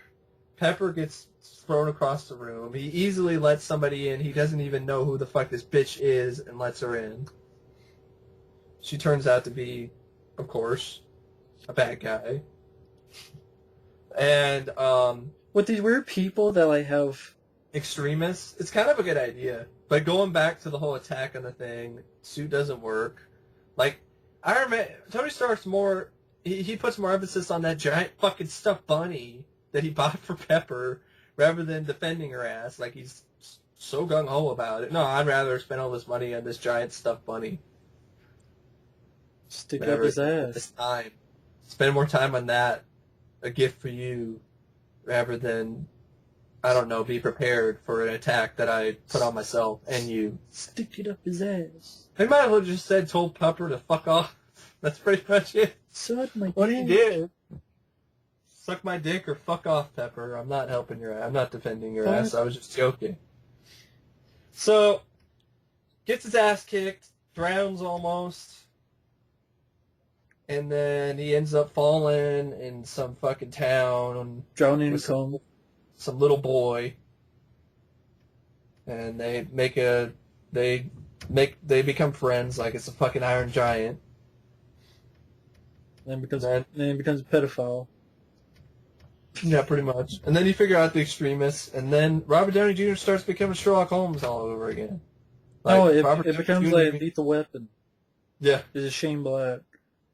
So you have to have Don Cheadle, the black guy. There's Riggs and Murtaugh. It kind of does look like Danny Glover a little bit in this movie. Because it's like, Iron Man with no Iron Man, that's what We have Iron fun is. Patriot, but he doesn't do anything. No. And also the suit, anybody can fit in it, I guess. It's one size fits all. Yeah, and then... Random guy can fit in it. The president can fit in it. Well, that or remote control. So Yeah, you don't even RC need to be in a Man. suit anymore. RC Man. Because it's an Iron Man movie with no fucking Iron Man in it. We have Tony Stark PI around. Yeah, that's why he said it was Tony Stark PI. That's what it is. It's just... Doing MacGyver shit. I like to see an Iron Man in an Iron Man movie. I like to see a Batman in a Batman movie. I like to see that. God forbid. I know, shame on me. Shame on both of us. Transformers in a Transformers movie. You know what? I know. Shame on me. I guess it's suck. Because I want to see the title character in the movie. You gotta blame Nolan for that. And it's like, no, you can't have the suits because the suits suck. They're laughable. They're this and that. You have to have people looking like just people. Costumes don't work. I'm tired of this. So- Let's tone down. Let's make those comic book heroes realistic. I'm tired of it. I am. I'm done. I'm sick of it. Well, Stop. at least to the point it's not fun. Yeah, if you want to make it realistic, have fun with it then. You do make realistic movies. Iron Man was kind of realistic, the way that he created the suit. Yeah, It took him a lot of practice and a lot of trial and error, And when, That was a fun movie, though. and when it tries to have fun, in this one, It wasn't that funny. humor doesn't work. Some stupid heckler guy giving Tony Stark shit. Or wasn't there a guy who was like a super fan? Yeah, Like a it's fan awful, or something? annoying. In a van down by the river, yeah. Oh yeah, then the ending. I am the Mandarin. Yeah, that humor didn't work for me. Of course, the extremists, which is a good idea, but they don't handle it well. because the powers go off and on. They have flame powers and it can regenerate, I guess. Dude, Doesn't he kill some bitch with a microwave or something? Not with a microwave. It's I can't remember. not very memorable. It's fun. And then what happens? Iron Man has this climax where he's barely in the suit at all. He transfers the suit from suit to suit, and they get their asses get broken really easily. Yeah, the 50 suits that came out of nowhere that I guess you couldn't use when they were I guess they were bombing his underground, but it didn't make any sense because it looked like his whole Press the mansion fucking button. fell into the fucking ocean. Like, Yeah, press the fucking button so you can release all 50 of them. or Barrel of Monkeys scene where he tries to save all these people and it's not really him in the suit. Yeah, it's remote He control. fall out of the plane. It's remote It's not control. exciting at all. And it's like, okay, I'm going to give a terrorist my address. I'm going to have the button ready that unleashes all 50 of the suits. Take out the helicopters before they even fire off a single missile. Take out the trash. Yucky, yeah. Don't talk that. Don't call dog. It's dumbfounding. And like, okay, you have all these 50... But And then Guy Pearce shows up. Not and he's really exciting. ignorant. It's, Iron Man's armor takes forever to come onto him at the end, right? Strapped prefer to to it. come on them. Yeah, he's strapped onto the Wait. bed frame or whatever, and the guys he's like, come on, come here, go. Just reminded me of the joke in Spider-Man. Shazam! Oh yeah, when the armors get into him, yeah. Yeah. Oh yeah, And then the ending. Pepper Potts, super Mandarin shows up, and then Pepper Potts comes in as super bitch, beats the Mandarin. So I'm great. Just like Dark Knight Rises. Batman doesn't beat Bane. It's Catwoman who shoots him with a gun, with a cannon from the bike at the last second. And in Iron Man 3, it's the same shit. Iron Man doesn't even get to fight the Mandarin, doesn't get the final blow. His girlfriend comes in and because they're like, well, that's clever. in You didn't yoga see that pants. coming. That's where they go, well, it's clever. You didn't see that coming. That way It's like not cutting Iron Man's balls off. Like, he already had no balls to begin with. He's neutered in the beginning of the movie anyway. Well, they go, well, it's panic attacks, aliens. Well, they go, well, it's against the damsel in distress, and so it wasn't handled very well. It's just fucking just there. I thought it was lame too. I'm just saying what other people say. Well, it's different from the damsel in distress, so Iron Man didn't have to save her; she saved him. Maybe they team up and kick his ass. How about that? I just think Iron Man didn't even really kick bad guy's ass much in the previous films. Do anything. That was kind of what people complained about, but you just made it worse. Especially if this is, quote, the last Iron Man film. Like, he even becomes regular man at the end, like the honest trailers say. Like, he doesn't even ever have any of his armor. He blows up all his armor, which I thought was like Batman Forever again. But this time it's not the bad guy. He willingly... Yeah, then instead of the bad guy the Riddler blowing it up, it's Iron Man blew up his own suit. Which is stupid because I'm like... What are you going to do with Avengers 2? Why wouldn't you have backup just in case? Like, what are you going to do with Avengers 2? What happens if your girlfriend gets taken hostage from all the other back? Like, people still know you're Iron Man. Everybody knows you're Iron Man. There's still villains that are, They'll kidnap your girl, and it's like, oh, he doesn't have any suits. Haha. No, I don't kidnap your girl. You can't do anything because you don't have a suit, and it'll take you like a week to build it. And your bitch will be dead. So fuck you, Iron Man. I'll ship her back to you in pieces, in box. I'll ship her back to you in a box. What's in the box? Pepper, no. Here's some salt and pepper. And I don't know. Did they do that in the comic where he got healed from his heart thing? I don't remember that, but I haven't read every comic. But that's lame, though. Just regular man now. Took the shard out. If it was that easy, why didn't he do it in the first place? Well, it's weird. You think about comic books and how they have such a history, but then you look like Batman. He only has 3 movies, and now Batman's done. So that's all the history was 3 movies worth. Oh, Batman didn't even have that many. Like, Batman in Nolan's films had like a year and a half. And then Iron Man, nope, he just has, well, kind of 4 movies. That's it, though. That's all you got. No more villains, no more history. Iron Man doesn't have any more of a legacy than The Avengers 2. Which, again, I don't know what the hell. That'll probably be the last. Robert Downey Jr. didn't express interest in doing Iron Man 4, so. Yeah. So, yeah. So, shitty way to end. That was a letdown. An extremely disappointing sequel, because I liked the trailer, and it fucking lied to me.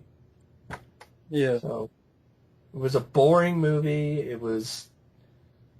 Plot wasn't interesting at all. It was disrespectful to the character of the Mandarin. It was... Bullshit. Action sequences were lame. It's a bullshit movie. Yeah, it's not even an Iron Man film. It's Remote Control Man. Normal Man. I didn't pay to see that. Nolan, damn you. Yeah, you go see Iron Man 3 for Iron Man. I will see it for Tony Stark. I get that enough with Nolan's Batman movies. Lethal Weapon Light. Just because it works for Batman doesn't mean it works. If I want to see Lethal Weapon, I'll see Lethal Weapon, where it's actually rated R. Yeah. Or Lethal Weapon 2 or Lethal Weapon 3. And of course it had to take place on Christmas again, because that's Shane Black. Shane Black was disappointing. You would think Shane Black could fucking do something, but it became, I think, the highest successful, and a lot of people like it, so. To each their own. Yeah, but they're wrong. I'm just fooling. The can. I'm just fooling. For 3 days. Watch that movie again. But anyway, that's diarrhea out of my asshole for 3 days. That's Iron Man 3. Iron Man? Ironing Man. Iron On Man. Because he's about as badass and about as tough as an Iron On t-shirt, so. Ironic Man. Number 10 is Pacific Rim Job. Rim Job in a way. And Matt came up with that first, so anybody who copied him afterwards, shame on you. Well, I think everyone did. I could have sworn you thought of that like even before the movie came out in theaters. Well, I mean, I'm sure a lot of people thought of it before it came out in theaters, but yeah. It's just, I know a lot of people love it. That's fine. I'm sorry, it's a really, really dumb movie, and it's not a fun dumb movie. Like, I'm sorry. A couple robot fighting scenes not make a worthy experience for me if I had to sit through fucking stupid ass, really shitty ass lead. Yeah. His accent goes back and forth. Sons of Anarchy guy. I don't care about Sons of Charlie Hunnam. I don't care about Sons of Anarchy. I didn't care about Charlie Hummus. Charlie Bean Dip. Nothing happens for an hour. You have a little 30-second fight where... You have a stupid intro, which is like, with a narration and shit, where you're just like, shut the fuck up and just show me the movie. I don't need this narration. Just show me the backstory. I'm not a moron. I don't need to be force-fed this shit. I'm not a 2-year-old or baby or fucking... Come on now. I'm sick of that trend. I mean, I can figure it out. Then you have the first fight, and it's like he throws 2 punches, gets his ass kicked. The lead guy's brother gets killed, and we gotta show the cuts away. Mortality. We gotta show the mortality of these people, because that's what's popular now, is showing that these people aren't superhuman, making our heroes down to earth, and making them a bunch of pussies, because that's what's popular, because it's more realistic. Yeah. About giant robots fighting, yeah. That's what you want is realism. God forbid I want There's nothing realistic about this movie. God forbid I just want to see robots just punch each other and punch. Well, that's what people say. You do get that. But you only get it like in small doses. Yeah, after like an hour. I don't give a shit about with fucking wannabe Top Gun. It did feel a lot like Top Gun light. The Top Gun, it's the reject. Some of the best fighters and the robot fighters and the Iron Eagle beats shit out of this movie. And you have fucking Yuki.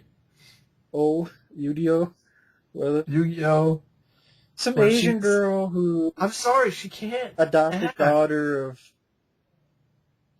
Idris Elba. She's such a terrible actress and she's hard to understand with her accent so thick. And she even gives up. There are scenes in the film she just gives up speaking English and starts speaking Japanese, and there's no subtitles. What an epic fuck up is that? That is. Yeah, I don't know. Like, I don't how know can if you she's just miss Japanese that? or Chinese. I don't know if she. How the hell can you miss that shit in your movie? Like, oh, did she just give up? Oh, fuck it. We don't have time to put subtitles on her dialogue. Well, I mean, if people like the characters, I just ask, what is there to like about them? They're They're boring, generic. They're boring. They're drift compatible. How? boring, generic. They fight. They did that stick fight, and they're drift compatible now. You have this guy who's a wannabe Iceman giving Charlie Hunnam shit. And he's no Val Kilmer. No. And even Val Kilmer isn't much of Val Kilmer. No. This guy's no Val Kilmer. Then you have Idris Elba and, his cancer and... Sleep away, sleepwalking role. I'm sorry. I didn't care for I agree. Idris Elba. His character wasn't much anything in that speech. His character was better in Prometheus, and that was a shitty movie. And he also committed suicide. Yeah, just like in the... Oh yeah, in that speech.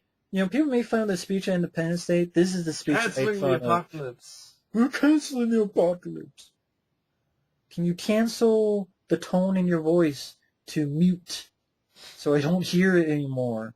Because it didn't sound... Yeah, it sounded pretty fake. What people said about... You know how people talk about Independence Day? That's how I feel about Pacific Rim. That's a I great really speech. And Sorry, Independence Day did that speech first. Did better. That's when people say about Independence Day, it's what I say about Pacific Rim. This is one that I don't think it's fun. I do think it's I don't give stupid. a shit about. I hate Charlie Day. He's annoying.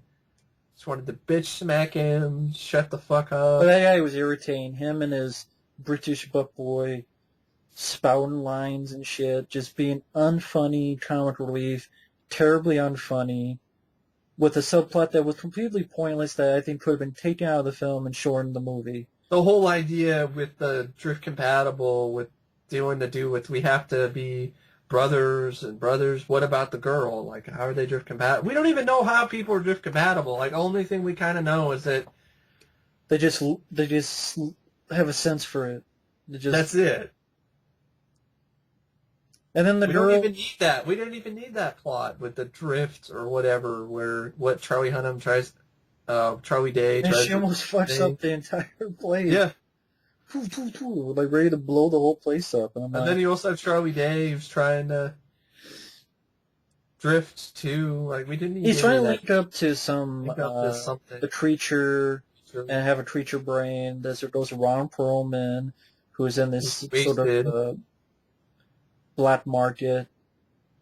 Wasted in this movie. Useless totally subplot. Useless plot. Don't you ever thought about Charlie Day? Don't you ever thought about the subplot of him looking for this brain?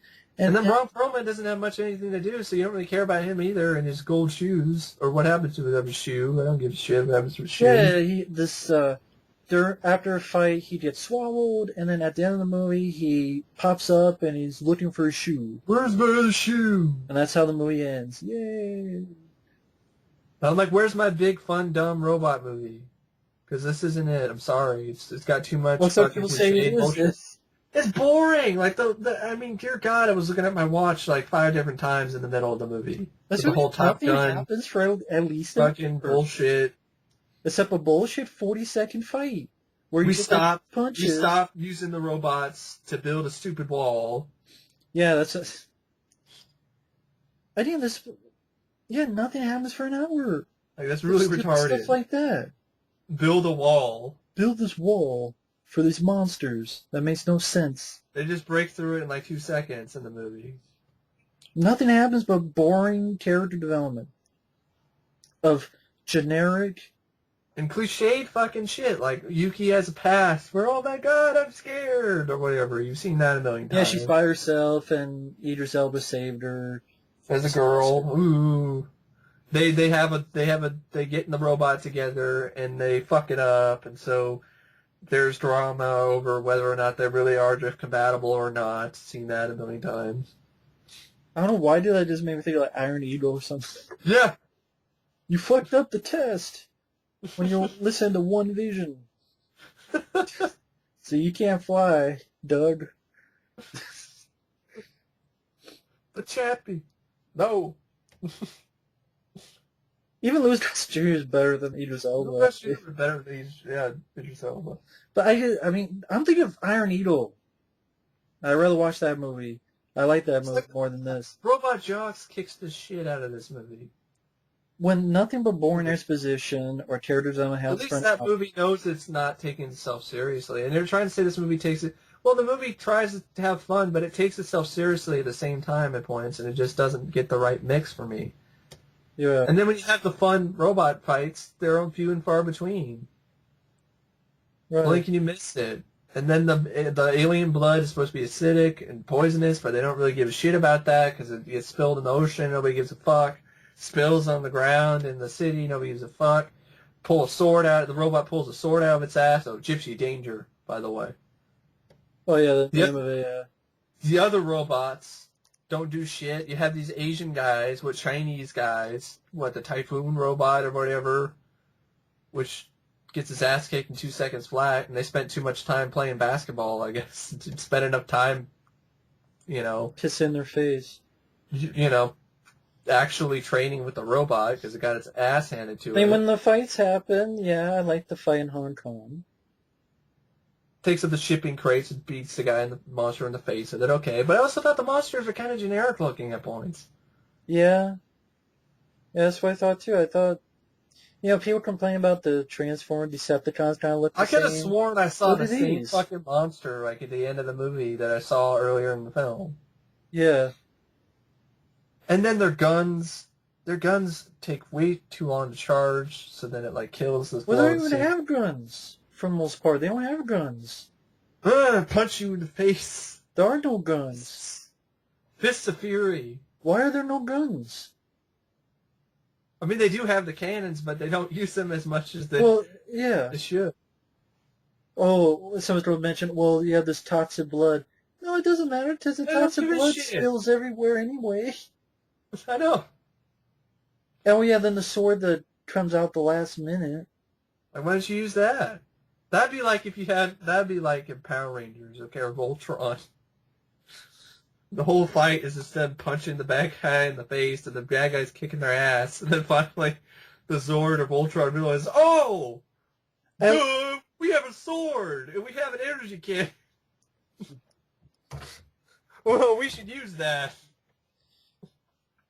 See, I know people say that... out of the monster in 2 seconds. I know people say, well, this is... The reason a lot of people like this is because this is Transformers without the juvenile humor. But then it just has other shitty humor. Just a different kind of shitty humor. And it's boring. At least Transformers they have guns, which makes sense. You can have them shooting guns while monsters shooting projectiles, and then, oh shit, no more bullets, no whatever. More monsters too. Maybe they're smaller monsters. Don't take a fucking come out of a bigger monster and then happen. Like the flying monster, maybe they're spread it out into smaller flying monsters. That'd be a cool scene. Smaller flying monsters attacking the city, and then Gypsy Danger has to take out his cannons and start shooting them out of the sky. That'd be cool. And to be honest, other than the stuff in Hong Kong, I've seen this all in the Transformers movies before. The climax is shitty. Underwater? Underwater. Yeah, I didn't care for it. I don't know what... Why the fuck did they have to use the helicopters to drop them in the water when they were literally... to save power? The way it was shot, the fucking aircraft carrier or whatever was not even a mile away from the drop zone point. Something like to save power, or they didn't have enough time, or something like that, but... Not even a mile away. You just start it up, and in 2 minutes, you'd be there. Just drop them off. But yeah, the stuff underwater did nothing for me. I mean, I've seen it all in the Transformer movies, folks. It's the same shit in the Transformer movies. Then Idris Elba sacrifices himself, which isn't anything new. Yeah. Because he's just Elba. This guy sacrificed himself like in Prometheus. I mean...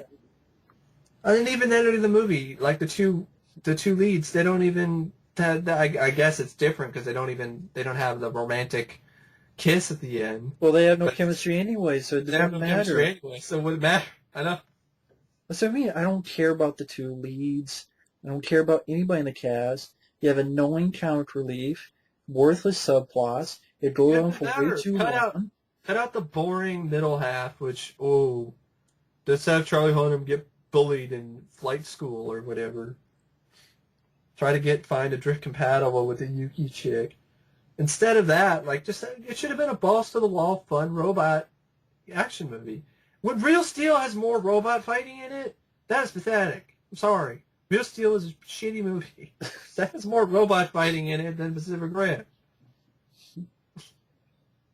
A movie supposedly about giant robots punching monsters in the face. It should have had better lead, like I'm saying, an older veteran like Michael So do Biehn. Transformers. They have more. Yeah, like Michael Biehn or something as an older grizzled veteran. Have a good cast.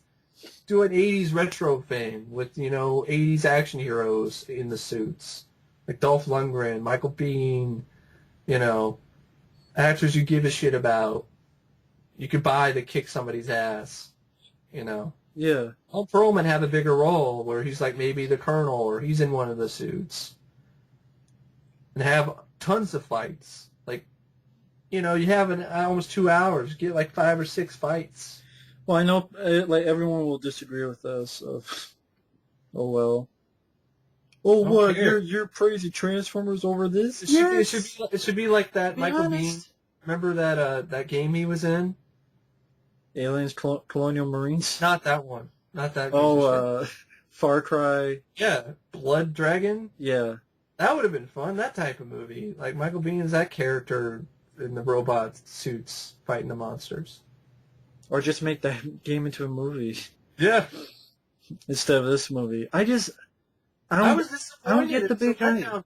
I love Guillermo del Toro. I almost love every movie he's ever done. This is his worst film for me.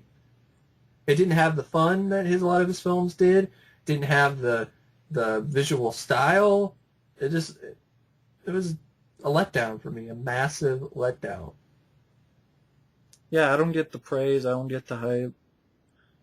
Specific phlegm. Stuff I've seen all done in Transformer films, all 3 of them. And they were dumb movies too, but I hate to say it, I probably have more fun with them. As much as it pains me to say it. They didn't have a boring-ass middle half, which felt like Top Gun. Well, a lot of people say like Transformers 2 did with the stuff in the desert. And I didn't mind that, though. I don't know, it just went faster. It felt faster. Even with dumb stuff happening, it felt faster. Here, it went so much slow-mo, you're ready to go back in time. That's how slow it went. It's his eyes were literally cross-eyed for sleep. That's what I felt. I'm like, is something cool going to happen? Oh, it's over an hour. Wow, something happened. Now it's okay. Oh, they stick fighted. I saw that better in Rambo 3. The stick fight. So they shit in Godzilla Final Wars. I mean, they did the same shit too, because it's stupid. It's like, hey, this movie's boring. Let's put a stick fight. At least it wasn't, lesbians. Might as well. But yeah, that's Pacific Rim. I know a lot of people disagree, but that's fine. I don't care. It's boring. I don't think either of us care. But yeah. If you disagree, that's cool. I don't have a problem with it. I thought it sucked, though. Number 9 is the Wolverine. No, I haven't seen the extended cut. Wolverine. I don't know how it would help. Just make it longer. And you keep going. I'm going to be right back. I just gotta get a drink of water for my cough. But I gotta get a snack. Actually, I'll keep going until you come back.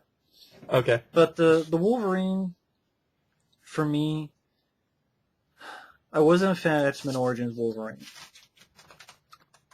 So I'm like, okay, they could do better with the sequel. But you hear that ripping sound? That's what I want to do to the disc if it was right here in my fucking face. Rip it into pieces and then eat them and spit it back in the director's face. Speaking of eating, yeah, I didn't have to go that far, so. Just eat them and spit in someone's face after making this movie. Probably won't be delicious at this munchies I'm eating, so. Because, again, I don't get the praise. I don't I mean, I guess it's not tremendous praise, but James Mangold, I like him. I like what he did with Copland. I love Copland. But I'm watching this and I'm like, barely anything happens. You have a badass character named Wolverine and you snipped his balls off. Neutered. Him with a fucking bear. Like a CGI bear. Yeah. And being pissed that someone killed his CGI bear pal. And he's about ready to do something badass, but then cuts short and you must go to Japan. And he goes to Japan, and it's a lot of talk, and there's a lot of talk, and there's a lot of talk. He has this girl. A boring-ass romance. With the girl with the funny hair. I don't even know what color hair it is. It's either pink, red or pink, or I've heard, I don't know what the hell color it is. I already forgot the movie, that's what I'm trying to think. Well, Matt, like what you were talking about earlier, about Wolverine's about to do something badass, and then it's not badass. That's the whole movie. Yeah, I mean, like for example, when he's fighting the ninjas, and so, oh, we'll watch the extended cut. So, how much extra are they gonna put in? I mean, a little bit of blood and like a scene. CGI blood.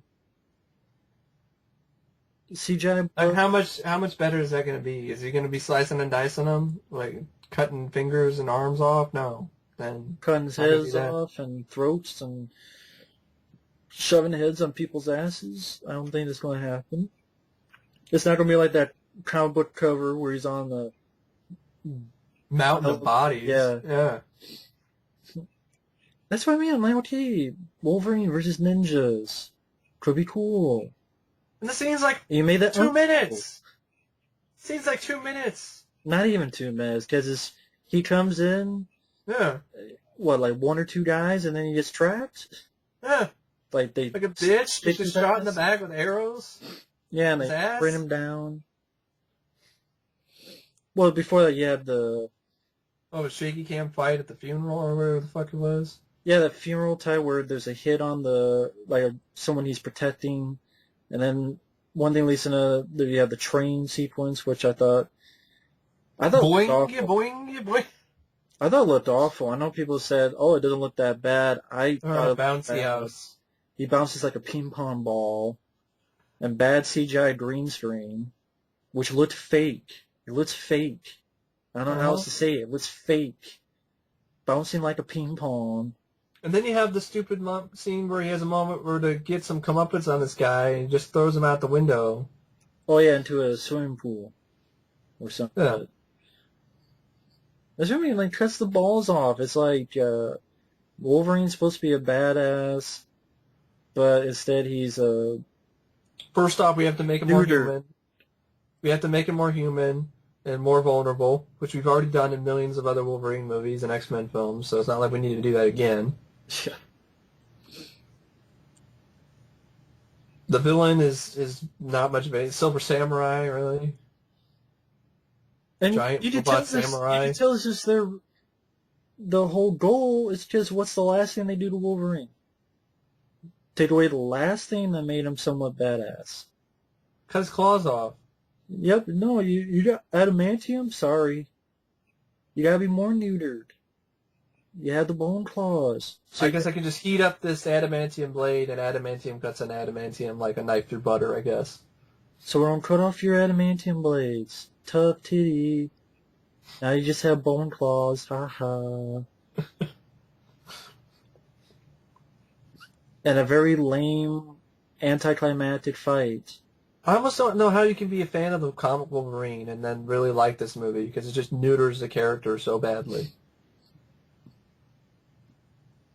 Each their own, but I don't know how you can be a fan of the comic that this is based on, Chris Claremont's comic, which was badass and awesome. Wolverine fighting ninjas, and the romance actually worked, because there's actually chemistry that isn't present at all in this film. But no. Take an awesome comic and we fuck it up and make it all... And annoying fucking visions of Jean Grey. Pussyfied. Yeah, there's like, get the fuck out of here, Jean Grey. You need to die. No, you need to die. Just get out. You're already dead. Get out of the movie. Funka Johnson, you got paid for X-Men 3. It wasn't a cameo. It was like an extra role. It was like a part of the movie. She became a part of the film, part of the plot. It wasn't a cameo anymore. Get out of here. You bring nothing to the table. This subplot brings nothing to it. Shoo, Jean, get out of here. Don't bother me. About as deep as my dick. And first off, that whole aspect of Jean and Wolverine, that was never the main relationship anyway in the comics. It was Scott and Jean. Anybody who's feeling worse should be Cyclops, but he's dead, so we can't have him feel anything because he's dead. So, fuck Cyclops. These X-Men movies are all about Wolverine because he's the leader of the group. Well, that's what someone said. That's what the X-Men movies were about, Wolverine. So you get to a Wolverine movie, it's just... We've seen it already. Only worse. These are worse. Yeah. I mean, look at the scene in X2. Wolverine's fucking up those guys, in the mansion. Then look at the shit in this. I'm sorry. If you want to make a Wolverine movie, R-rated. you cannot. Go all out. You cannot make it for kids. I'm sorry. No. I know Hugh Jackman or whoever is like, please, kids watch, and kids like. I don't give a shit about kids. I don't like kids. There's another reason not to like kids. This is like Robert Downey Jr. in Due Date. I don't like kids. I will punch kids in the face when I see them. All holiday season. I don't like kids. Fuck kids. Kids are ruining my time at the movies. But I mean, seriously, I don't like kids, and I don't like kids dictating the fucking movies. Yeah. If you don't do a Wolverine movie, make it an actual Wolverine. It doesn't make any sense. It's like making a Punisher movie PG-13. And neutered and pants. Because is that what they did? PG-13 Punisher? No, they haven't done that yet. But Wolverine? Yeah, we'll do that. All the time. All the time. Every day. All day. All day, right here. And then you have a stupid prequel, whatever, like, with him in Japan. Hiroshima. Oh. Some guy who turned out to be the Silver Samurai. Which I'm like, he saved your ass. Why do you want to kill him? I don't understand that. Because he wants the healing for his sickness, because he's dying. Yeah, yeah. Maybe you could just ask him? He did. And he said no. Yeah. Wolverine said no. He's being a dick. That whole sequence could be avoided if Logan just said, okay, all right. I mean, I saved you back in World War II. We have a nice, repertoire with each other. Of course, we can't forget Viper. Fucking bitch. Yeah, we can. Bitch. I did forget about I that. know, I know. It's like her fucking... I swear she was the one in Elektra. Yeah. I swear, I thought it was the same girl from Elektra, one of the villains. Russian bitch can't act. She makes Bridget Nielsen look like a Oscar-worthy lame, lazy actress. mutant. Lame, lazy mutant. Very... That's perfect, because that's the movie. Lame and lazy. So yeah, Wolverine. The reason I called it Wolverine because it's boring. It is boring. It is monotonous. It is tedious. It's boring a hole right in your ass. Fucking power drill. Let's see Wolverine in a lazy, uneventful, unexciting. What is exciting about the movie, folks? For people who love the film, what's exciting? He doesn't even fight ninjas that much. Doesn't do anything to them. And that's what I was really looking forward to. This movie fucked that up. And something as simple as that. Wolverine versus ninjas. It doesn't even have to be R-rated to be cool. And you fucked that up. How? I still can't wrap my brain around how epically bad they fucked that simple thing up. Give me a fucking break. Wolverine versus ninjas. That should be awesome. And it's just underwhelming and forgettable. Why? I don't know. See, I don't know. I know nothing. But, yeah, that's Wolverine. And I'm sure they're going to make a sequel. I've heard that James Mangold's going to come back. I think that's great. So number 8 is G.I. Joe Retardation. G.I. Ho 2. The sequel that I thought would be better than the first one. So did I. The Uh, Rock. Channing Tatum's not going to be in that much. Marlon Wayans, which was kind of got on my nerves, isn't in it. and keep going, I'm going to get a drink from my... Where throat. Scarlet is? Oh, fuck it. Who? Scarlet? What? Be right back. Well, how about Snake Eyes? Well, we'll have him, in the movie for, maybe about 3 minutes, tops. I have one scene with him kicking some ninja ass on a mountain, which is the best thing about the movie. But you already saw it in the trailer, so it makes it really absolutely utterly pointless. So, yeah, G.I. Joe 2, or I like to call it G.I. Ho 2 Retaliation. You have The Rock. And he's not the problem as Roadblock, but don't give him much to do because you hired a director who doesn't know how to direct an action movie because all he's directed to this point was step-up movies. So whose bright idea was that? Let's hire the guy who did step-up movies to do the G.I. Joe sequel. They're thinking, whoa, man, he's got an Asian guy. Fast Five had that guy. Maybe because he's Asian, maybe he'll add the same flavor to G.I. Joe 2. I don't know. I'm not trying to be racist here. I'm just saying, I don't know. Maybe that's stupid, but that makes sense to me because these producers are dumb, hiring the guy who did Step Up to do an action movie. So, John M. Chu can't do action to save his life because he's never done it before. Shaky cam up the ass. Don't know what the fuck is going on. You even have a scene where The Rock, I think, doesn't he do the equivalent of say the F word, but it's cut off, and then you get to the opening titles, and it's laughable. Wasn't it holy sh... or something like that, or or something. Yeah, I know, it was terrible. The whole movie's terrible. So you waste... I don't know. It doesn't even fall. It's a shitty sequel because they just kill off all these G.I. Joes. Okay. Oh, you like Flint? Dennis Quaid? He's dead, or we don't know what he is. You like Scarlet? Fuck her. We'll have some new bitch. Jinx. I think that was her name. So maybe think of the girl in James Bond. Yeah, Die Another Day. Yeah. Trust me, you'd rather die another day than watch G.I. 2. So you have The Rock, but we'll make it so every fight scene he's in, you can't see shit because the director doesn't know what the fuck he's doing. Channing Tatum, we know you don't like him, so we'll kill him off. Even though that he was really popular and we delayed this movie because we're going to add more scenes to Channing Tatum, but we didn't. We did was would try to convert it to 3D and shitty 3D at that. So yeah. Fuck Hasbro and all those people who shipped out all those action figures and merchandise that now didn't sell very well as it might have because we pulled the movie because we want to make it in 3D. Got a stupid plot that seems like something I saw in Mission Impossible. Literally something I saw in Mission Impossible 4. Was it something with a bomb and a missile? I already saw that already. You have Cobra Commander, but he doesn't do jack shit. He looks right, but he doesn't do anything. Great. That's a great use of that character. Destro? Oh, who the fuck is Destro? We don't know. We had Destro. We created him at the end of the first film, but fuck Destro. Let's do more of Arnold Vosloo and overact and the president acting goofy.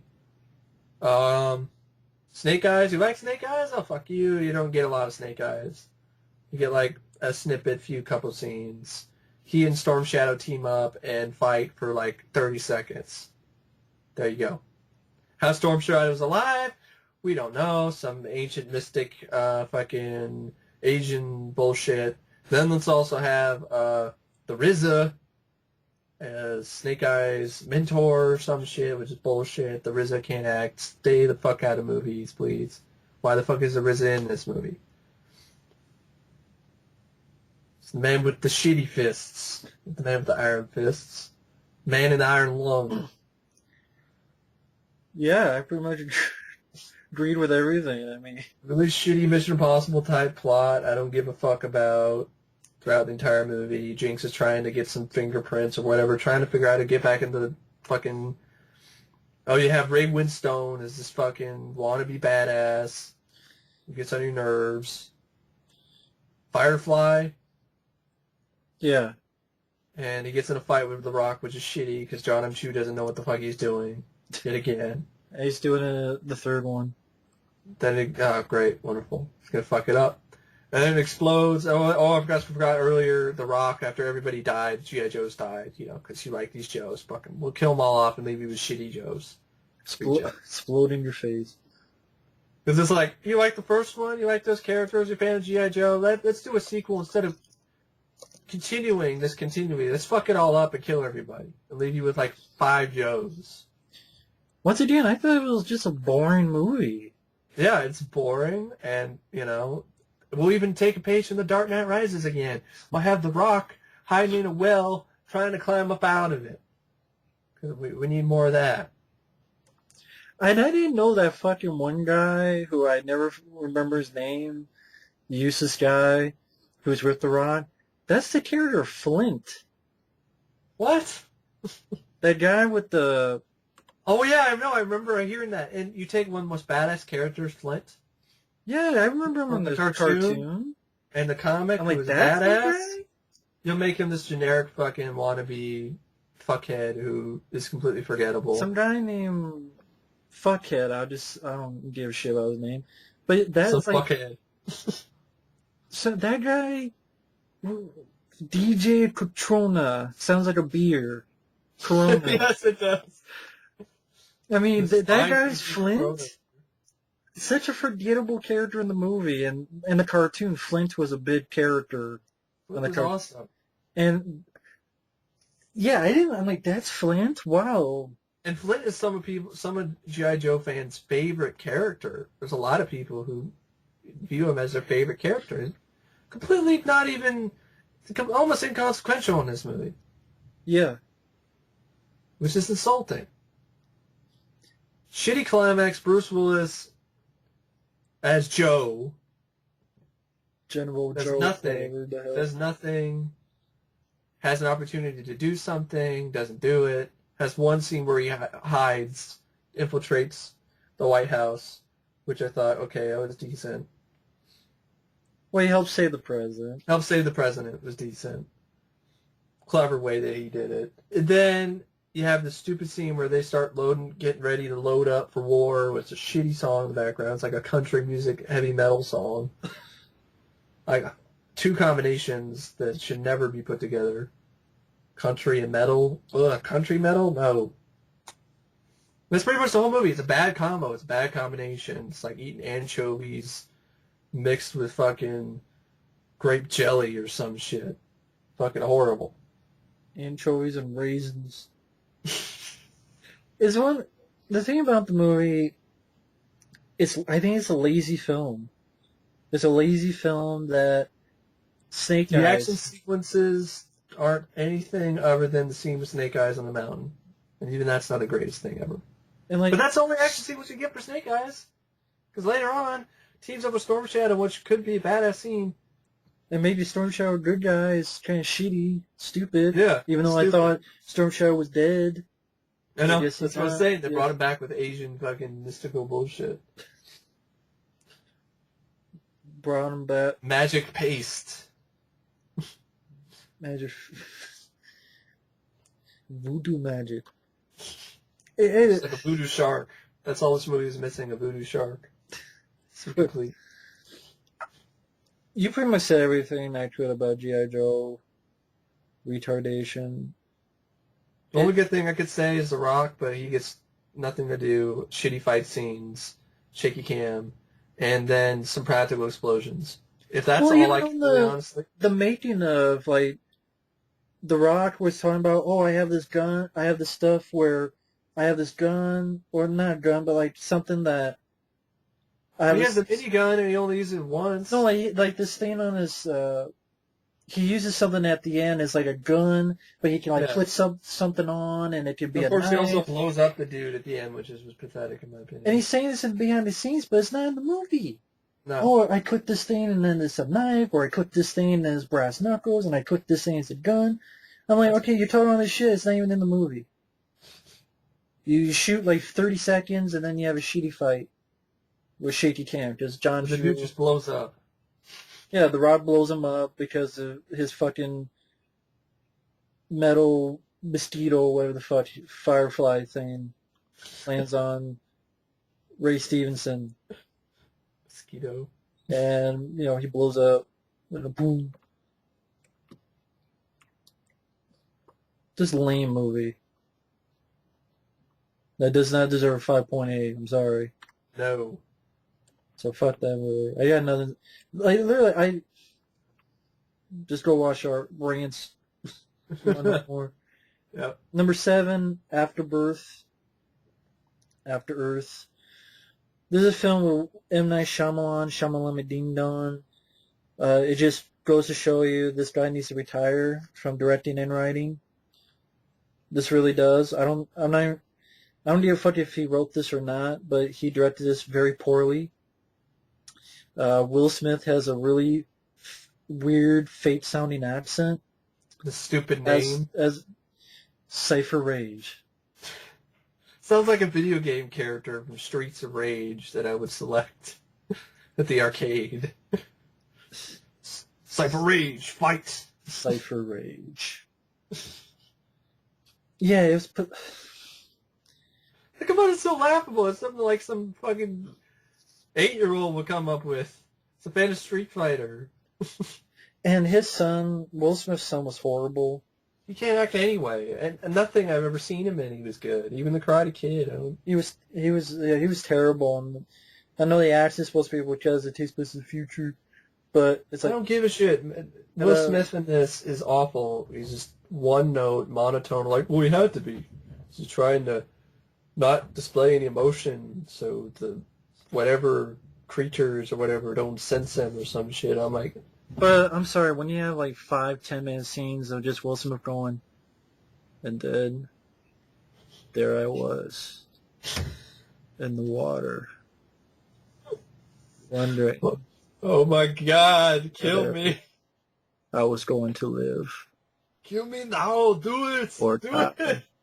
Kill me now. But I know Do it now, kill me. that I should not have any fear.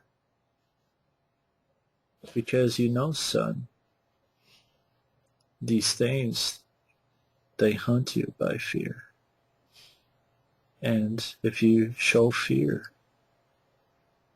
I can't do it. I mean, that's literally how a lot of scenes play off. Folks, it's like when you have a professor or a teacher that has that voice, and he's like doing that fucking lesson plan on boring ass shit. If Ben Stein starred in the movie. Yeah, that's what it is. Where, you're just like, dear God, I'm not ready to fall asleep. Stop it. And that's the entire movie, and the CGI for over $100 million budget. Oh, God, it looked horrendous. It looked like something I saw at 10,000 BC. It does. And the story of, everything on this earth has evolved to hunt man. Bullshit. They just evolved to survive on Earth. No, the fucking kid falls down. I mean, the kid goes off to find some stuff, and you have these horrible-looking CGI apes. And they don't start anything. The kid starts shit because he throws shit at them. So, of course, what do? Chase his ass. Throw shit at him. Because you threw shit at them. So the apes decide to throw shit back. Exactly. Well, that would be better if the apes just started throwing shit at him, right? The zombie apes. They're a rise of the dawn of this planet. And then it's like, the birds. No, he's skydiving, and the birds are flying over him. Bird save his ass. Yeah, bird, for some stupid reason, saves his ass, and then he dies because for some reason, the whole Earth goes in the ice age overnight. Plants are fine. And then, yeah, the next day the plants are fine. And then every night it goes in the ice age. And then the day, I'm like, I mean, what? I guess it could kind of, I mean, there's some frogs that can freeze themselves, I guess. But it's still stupid. What's the difference between a frog and a plant? I mean, just like the because plant. there isn't a single plant that I can think of that can survive that type of temperature. Well, that's the thing. It's Earth. evolved to do that. Okay. I guess. I guess. I just think it's even if it does make sense in this movie, I don't give a shit. That's it. That's the main thing. I don't give a fuck. Don't give a shit syndrome. The whole movie's a big giant I don't give a shit. I don't give a shit what happens to Will Smith's son. I don't give a shit what happens to Will Smith. What's the monotone ass? That's the great journey. It's CGI apes that he started because he was stupid. It's a shitty. It's not an adventure. Like I remember, wasn't the trailer like the biggest, whatever, the greatest? I'm sure some adventure or something is on Earth or whatever. The greatest snooze fest on Earth has arrived, and it's called After Earth. Because I cannot direct a movie halfway decent ever again. I'd rather watch The Happening. And laugh at it, yeah. Yeah. It's a better comedy. Can't even laugh at this. It's just pathetic. It's snooze fest. It was so bad that the Honest Trailers guy gave up during the middle of the commentary. He was like, no, fuck this. I don't get paid enough to do this. Go on. Because Will Smith and Jaden Smith and... I'm getting tired of Will Smith just shoving his kid down our throats. Yeah. Stop it. He's not good. He's not good. He's a shitty actor. Sorry. I've seen a lot better child actors. He's not one of them. And he's overprivileged, too, with the stupid comments lately about it doesn't need school. Maybe acting school. He needs that. I'm glad this film bombed. Hopefully give him a fucking wake-up call. Please. I'm sorry, it was a stupid idea. I know Will Smith helped come up with the idea. I'd rather see Hancock 2. I'd rather see Bad Boys 3. Yeah, I would. Yeah. After Earth. Pathetic movie. It's pathetic.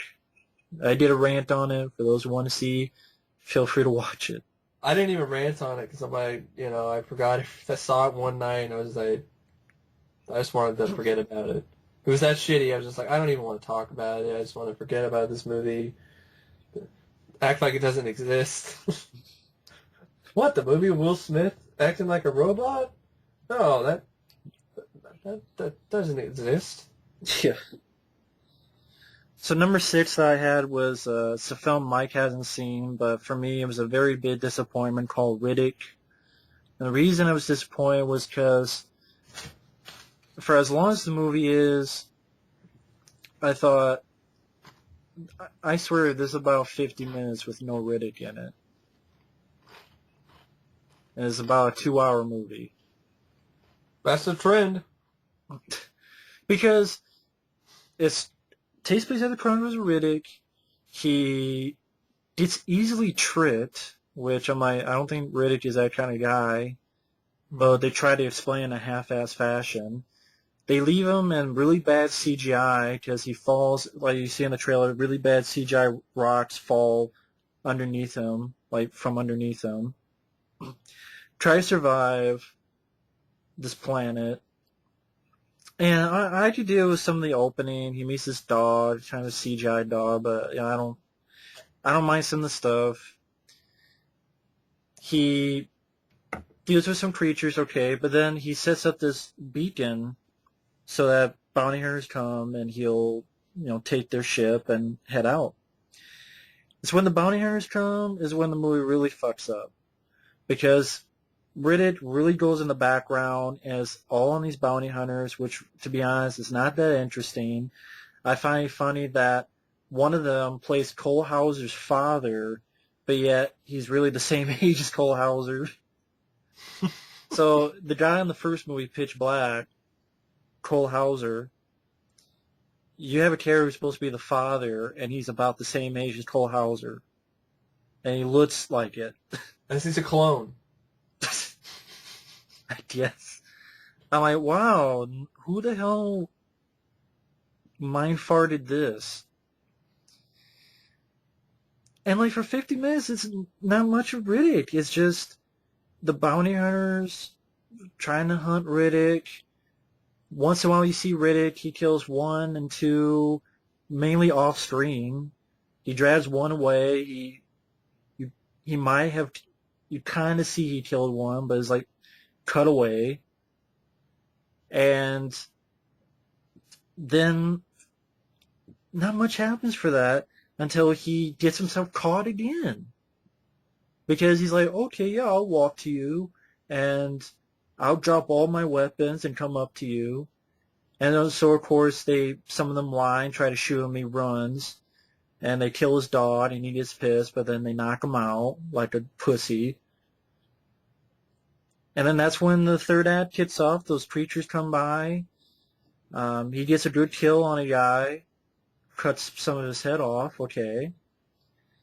But then it's just, they get on a bike, he goes off, he crashes, he just left there, he has a 30-second fight with Batista, runs, they save him, and end the movie.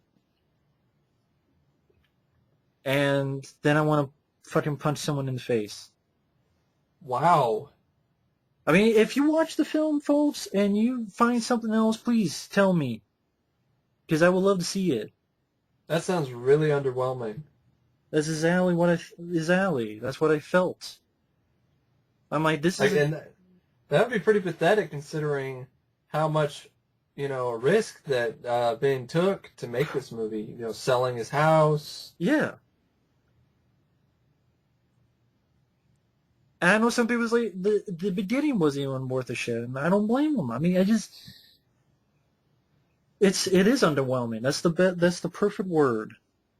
Perfect word that Mike came up. I mean, he didn't.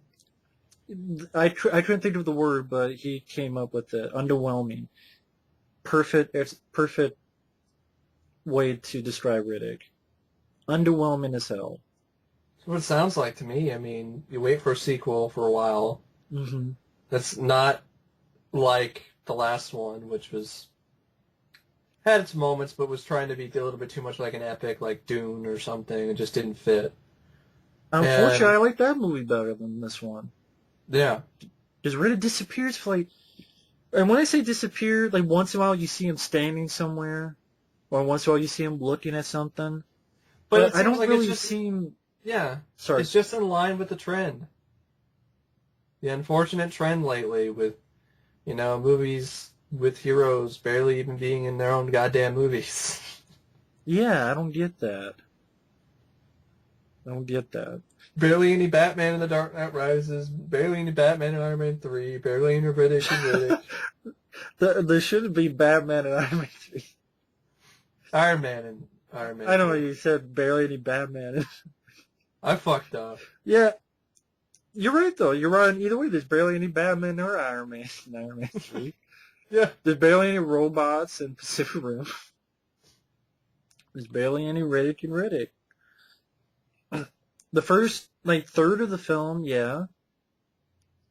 But it's just very underwhelming. It feels very long. And, yeah, it's R-rated, but only for, a handful of things.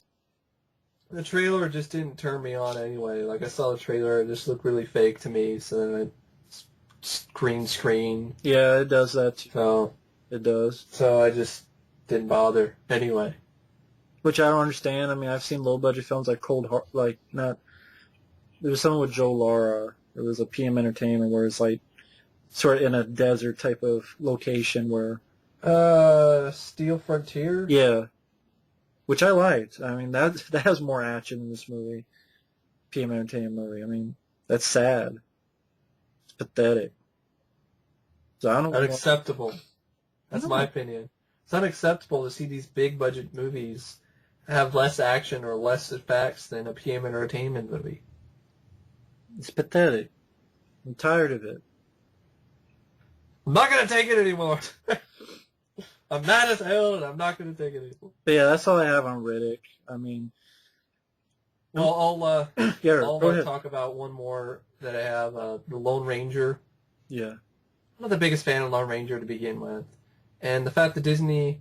I'm starting to really Disney's getting my nerves, the fact that they can just afford to blow millions upon millions of dollars Hundreds on of box office, hundreds of millions of dollars of box office flops, and just be like, it ain't no big thing. Shit. John Carter, Shit. Lone Ranger, we lost about close to almost cumulatively $1 billion on this movie. These movies are over, including Arsenie's Moms. Oh, whatever. We're Disney. It doesn't matter. I wish I could just flush almost $1 billion down the fucking drain and be like, well, whatever. It's just upsetting to me. It's a waste of fucking money. Lone Ranger was a waste of money. And there was no way it was going to be a hit anyway. Like, they shelved it anyway, and then they brought it back. They should have just left it on the shelf, because they were like, this budget's too high. They should have just left it there. And you have Lone Ranger as a character. It wasn't going to be a hit to begin with anyway. It was competing against Despicable Me 2. Didn't stand a chance in hell. And then you also have the fact that the character, the Lone Ranger, is a character that has not been in the public consciousness for almost 50 years. Or longer than that. Like, what kid is like what kid really grew up with the Lone Ranger nowadays? I don't think they remembered the 81 movie with Clinton Spilsbury. Yeah. So it was a mistake anyway, and it was a Western. And Westerns, unless they're directed by the Coen brothers, don't do very well in the box office lately. So, huge risk there. Lone Ranger's not a popular character, so if you're going to do that, all right, you get some big name guys, elite. You get some guy that nobody knew who the hell he was, Armie Hammer. Like, Arm & Hammer? The baking soda guy? What? I don't know if he was acting. And then you have Johnny Depp, who plays Tonto. A white guy playing a Native American. I guess he has some Native American ties. Whatever. It just doesn't matter because Johnny Depp, I think people have gotten tired of him already. So have I. The box office, so have I too. The box office has proved that. Dark Shadows tanked, and so did the Lone Ranger. The Lone Ranger had to make about close to $1 billion total, folks, to even make back its budget. Because all the advertising and all the hidden advertising costs and the cost of the movie, because we wanted to make a train. And the whole thing, the train sequences were kind of cool. But as I say, the movie is incredibly slow, boring. The attempts at humor aren't funny. Doesn't make any fucking sense. The continuity is all over the place. There's always different sort of weird, just random-ass shots, like a fucking horse on top of a fucking roof. Oh, there's Trigger. How did he get on the roof? Beats me. I guess he has teleportation powers. He's a magic horse. It's the fucking white horse. From Halloween 2. Rob Zombies. Rob Zombies Halloween 2. Of course, thanks, Matt, for clarifying that. But yeah, it's just, the jokes weren't funny. They didn't work. The chemistry wasn't there between Armie Hammer and Johnny Depp. It felt more like John Tonto's movie than it was The Lone Rangers. Because the Lone Ranger was a pussy. Yeah, he was. Fucking pussy. And there's your hero, a pussy, who doesn't like to get in any kind of confrontation whatsoever. And they didn't know what tone they were going with. I mean... No, there's some dude it's cannibalism. Some guy ate some guy's heart. It's like you have some goofy shit between Tonto and Lone Ranger. Goofy antics that's supposed to be out of like a 30s movie. Yeah, Lone Ranger and then falls it cuts some shit, right? Yeah, he falls in some shit. He gets dragged through horse shit. Because that's what this movie is, horse shit. Yeah, horse shit. And then it cuts to, oh yeah, all these Native Americans are getting massacred. Just two. And a guy eating somebody's heart, cannibalism, and Native Americans getting massacred. Yeah, that's... Doesn't even know what tone it wants to be. And that's got a weird opening, too, where, like, the fucking doll of Tonto or whatever, or Tonto was hired to play some... Like, Tonto's hired to... Old guy, Indian. Well, he's old, but he's hired to be like a when you look at a museum. But it's CGI though. That's what it looked like to me. I don't remember. It was like CGI. Like it just came to life. Like some kid was just looking at an Indian statue at some museum, and then it came to life and started talking to him. What does he give him, the kid? Like a weird thing, like a dead... What's like bird? Dead bird or a dead mouse or rat or something? I can't remember what the hell. I can't... This movie's for the birds anyway. It's just, I mean, Helena Bonham Carter, I'm sick of her too. She plays the same goddamn character in every movie. It's a long movie. It's a long movie. It's over 2 hours. It's about 2.5, isn't it?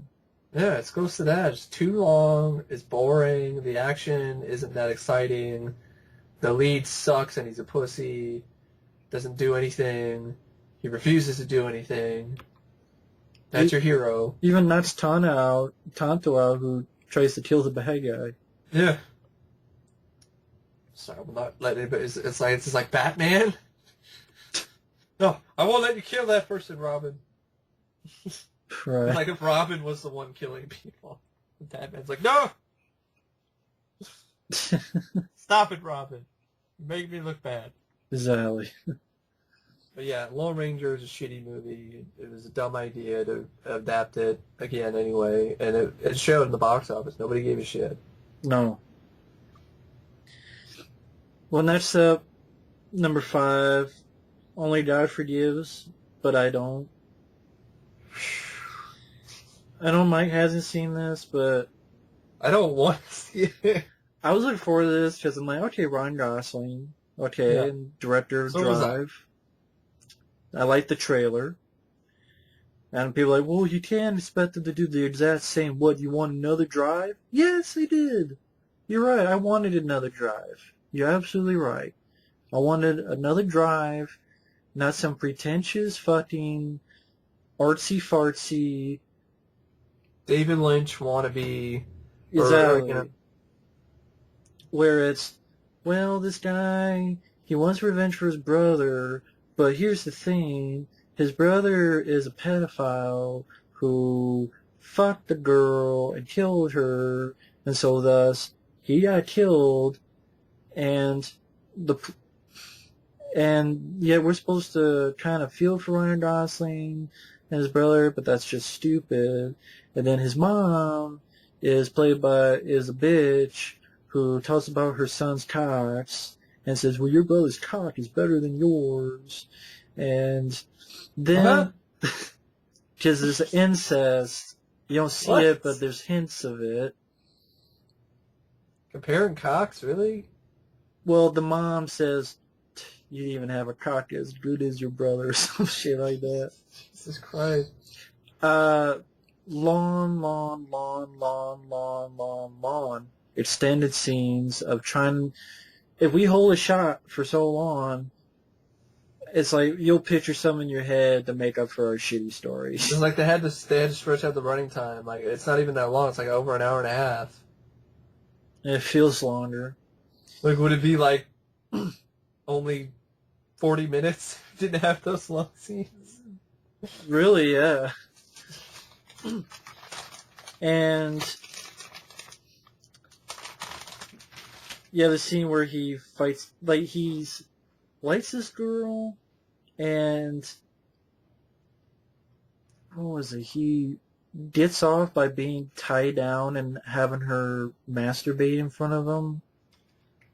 I definitely don't want to watch this movie. But then he takes the girl to see his mom, and the mom treats her like shit, and he doesn't say anything to help her out. And then, like, scares the shit out of her, even though she didn't do anything. And I'm like, why the fuck should I give a shit about this character that Ryan Gosling plays? There's no reason. And he has the fight with this policeman, and pretty much Ryan Gosling just gets his ass kicked absolutely positively, doesn't even get one punch in. And then something like, oh, well, you have to get rid of the cop's wife and kid So Ryan Gosling goes with this guy and lets the guy kill the wife, but then for some reason has a change of heart and kills the guy before the guy kills the kid. And I went, so you let the wife die, but oh, the kid, no. That's your change of heart? That's stupid. That doesn't make any sense. Well, let that one die, but that one, no. Well, it's just like making you try to root for this guy whose brother's a rapist. But then people might go, well, they're not trying to. Well, then what the fuck is this? It's just like Leatherface. It's just trying to make us root for Leatherface. It's the same fucking dumb idea. Like, feel for Leatherface. Sympathize with Leatherface. Let's sympathize with Ryan Gosling. I haven't seen the movie, but just everything I've heard... And then the ending, like, cuts to Ryan Gosling in a field with the cop, and the cop, I guess, maybe cuts his arms off, and then it cuts to the cop singing karaoke. And that's how the movie ends, with the cop singing karaoke. What song? I don't know, some native song in karaoke in his own language. Over in Asia, or wherever, Thailand, or wherever the hell it was. Wow. And you see the cop sing karaoke a couple times. It's like...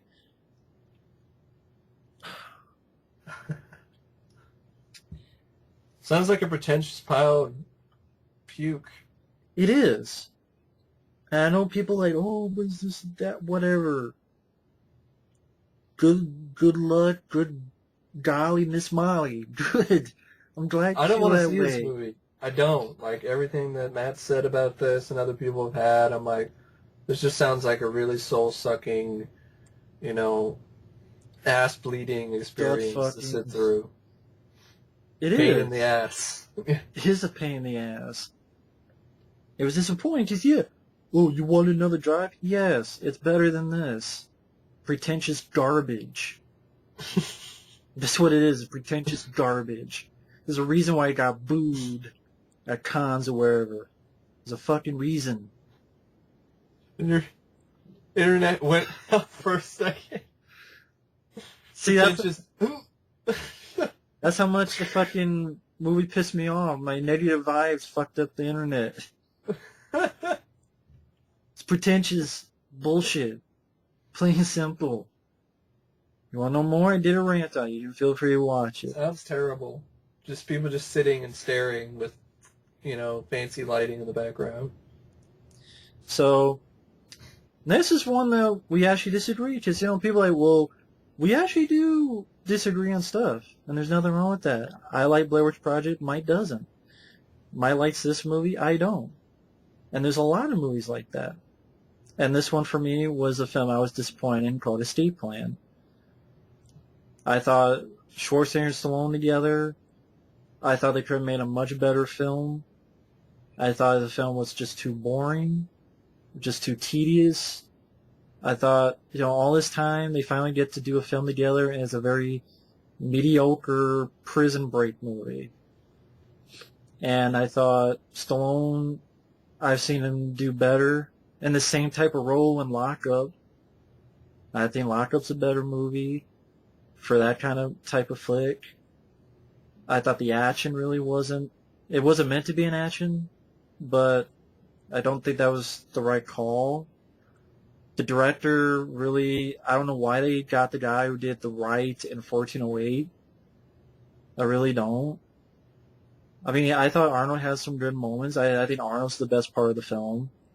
I could do without fucking 50 Cent with his fucking teeth that made it sound like a Black Timothy Oliphant.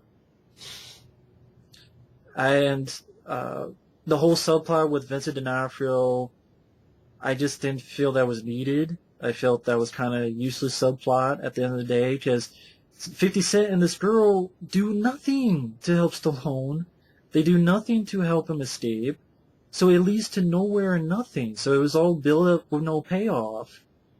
And it's like, okay, Stallone, he's looking at the guards, okay, and he's trying to find his escape, okay. And really, there's no need because it's just, okay, when we started a fight, and I thought the shaky cam ruined some little fights, and I think it was, for these two getting together, I thought it was a massive disappointment. But I know Mike disagrees, and that's fine, so I'm going to give it to him. I wouldn't say it's the greatest movie ever. I'm not going to say that. I would say, in comparison to what I honestly, I would have, like I said in my review, I would have rather seen Face Off with Stallone and Schwarzenegger, which was the original plan for Face Off to begin with.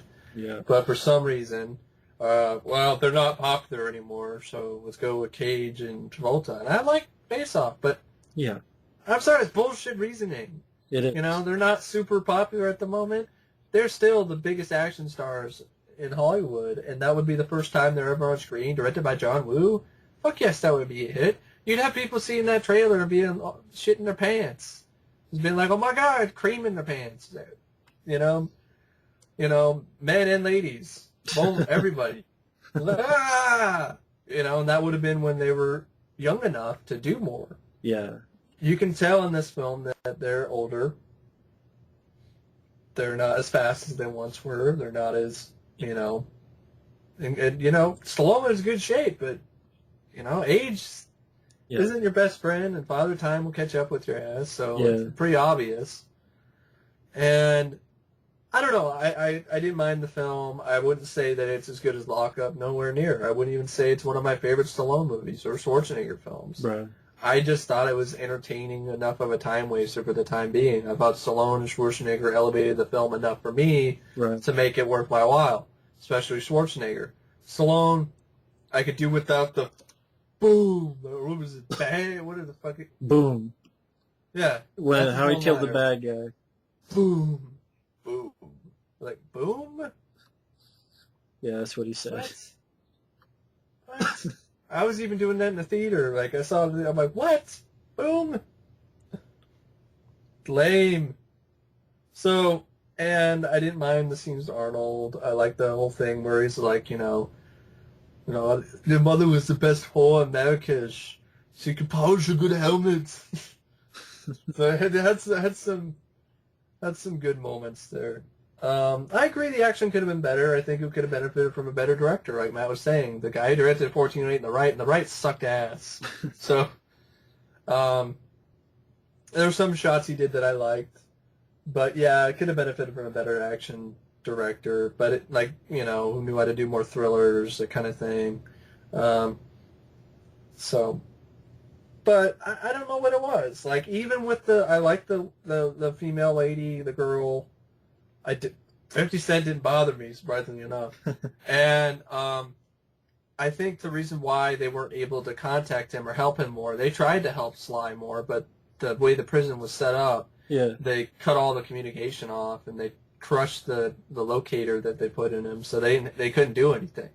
They couldn't do anything.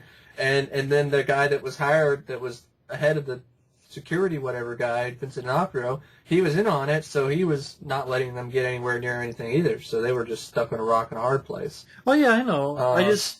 It seemed like if you took those characters out, it would not have changed a single thing. Yeah, probably, but I didn't mind the girl though. That's just okay. And then you had Vincent D'Onofrio, whatever, and the villain Jim Caviezel. He wasn't the greatest, but I didn't hate him. But, you know, it did kind of remind me of Timothy Olyphant at points, so that wasn't a good thing. But yeah, it kind of reminded me of Fortress meets Lock Up, you know, a little bit of that. But it was definitely better than Lock Out. That movie was 10 times worse, in my opinion. Yeah. Because not only did that have a good, you know, performance by Guy Pearce, that ruined that one. It wasted that, and that was a good idea, and that could have worked really well. This one, I don't know, maybe I need to give it another look. Actually, I did. I watched the cam later, and I didn't hate it. Yeah. It was just what it was. I like the Sherlock Holmes sort of smart stuff that Stallone does to figure out how to get out of the prison. I like that stuff. I thought that was cool. And it's just me. You know, so yeah. It's not just you. A lot of people agree with or agree to disagree on this one. Yeah. I thought it could have been a lot worse. So that's why I thought it could have been Bullet to the Head. It didn't look like a direct-to-video movie like Bullet to the Head did to me. And it didn't look cringe-inducingly terrible in terms of its humor like Grudge Match. So, did it restore faith? No, not necessarily, because I think Sly's on his... You know, he's on his last legs. I think he needs to take it easy after Expendables 3. You know, relax for a little bit, maybe write direct a movie, do that Poe movie he's wanting to do. Schwarzenegger, I'm interested in Sabotage, and I'm interested in that zombie movie he's gonna do. I don't give a shit about the Terminator, another Terminator film, Terminator Genesis. I don't give a fuck about that. It's a stupid ass The title. soundtrack by Genesis. No, In the Air Tonight, yeah. But And I can hear you coming in the air tonight. on my face. But And then you have, so Escape Plan, I thought it was a good time waster. It was entertaining enough for me. now the next one, number 3, which I think will be maybe number 1 for you, Mm-hmm. Man of Steel Boner. And you know what? Now that I said that, I have to use the restroom. Speaking of it, so you feel free to start because you're just gonna unleash the rage. Man of Steel.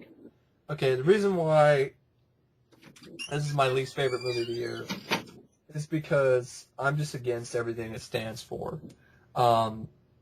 I understand this character, Superman, this darker, whatever, angsty Superman has been in the comics before. And some people praising it for taking that ballsy step and going with that version. But that's only a limited run. That's only a few issues. This is not the Superman that everybody all across the world recognizes and knows and loves. This Superman, I was thinking, what I'm thinking about is a nice fine line between the two, between the sort of Man of Steel action that you had. I almost want to really like the action scenes in this movie, but it's kind of hard to ignore the collateral damage to the point it just becomes tragic, and it's now sad.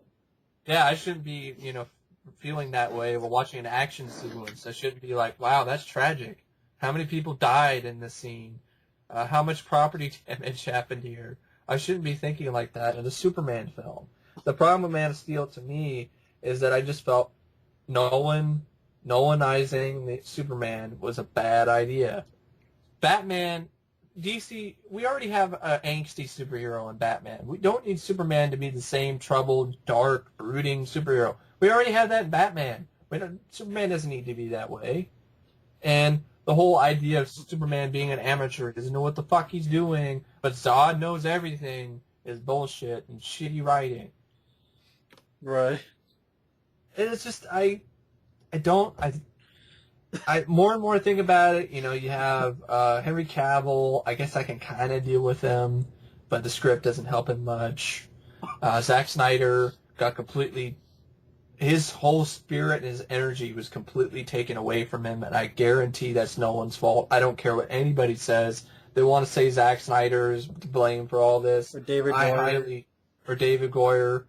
It could be David Goyer, because he's also a fucking moron. And now he's in charge of the DC comic movies and the TV series. It's a great choice. The guy who wrote Demonic Toys and directed that shitty-ass movie, The Unborn. Yeah, put him in charge of it. Boxer 2. Yeah. You never see that in front of the David Goyer. Right. The guy also directed Blade Trinity. That's the last comic book movie he took care of. That movie was shit. Absolute fucking piece of shit. So anyway, yeah, Man of Steel, I don't know who's at fault. My guess is Nolan, because I'm sorry, all the color was taken out of this movie, and that's usually what Zack Snyder is famous for, is his vibrant colors. Good luck seeing them in this film. Drab gray. Yeah. The unique, camera work and and techniques not there. Like, look at Watchmen, and then look at this. You're like, who the fuck directed this? It wasn't Zack Snyder. Well, they say, like, what about during the fights? It's still shot in a gray lens. And the plot didn't do anything for me. Zod, again, really. And then you have Michael Shannon overacting his ass off, hamming it up with the whole, I will find him. I will find him. I will find him. I will find him! Jesus Christ. Fuck, man. When the dildos fly off to the sunset. That's totally what it is. And then Avatar fucking land and Krypton in the beginning. I don't like that look of Krypton. I know some people do. I don't like the fucking Avatar wannabe. It's like, let's steal from Avatar. That's really what it felt like more. Yeah. I don't give a shit if that was in the comics or not. It still felt like Avatar wannabe motherfucking. And then you have I like Avatar. Kal-El's mom, who can't act at all. Fucking wooden board. And then you have just the fucking way it's set up with all the flashbacks. CGI the movie. Flashbacks and flashbacks. The flashbacks, I'm like, okay, except for one where Clark finally notices his powers for the first time and is freaking out. Okay, I like that scene. But the other scenes are just excuses for more action. They're not any kind of character development. Well, they're just more action. That's what people wanted. More action compared to Superman Returns. I understand that, but the action isn't even that good. That's the problem. Like, and then you ruin it with stupid shit. Like after the bus scene, Kevin Costner, the young Clark's like, well, what should I have done then? Should I just let them die? Kevin Costner's like, maybe. Yeah, maybe you're a dick. Dick face. How about that? Look at interpretation of Pa Kent. I almost said Uncle Ben there.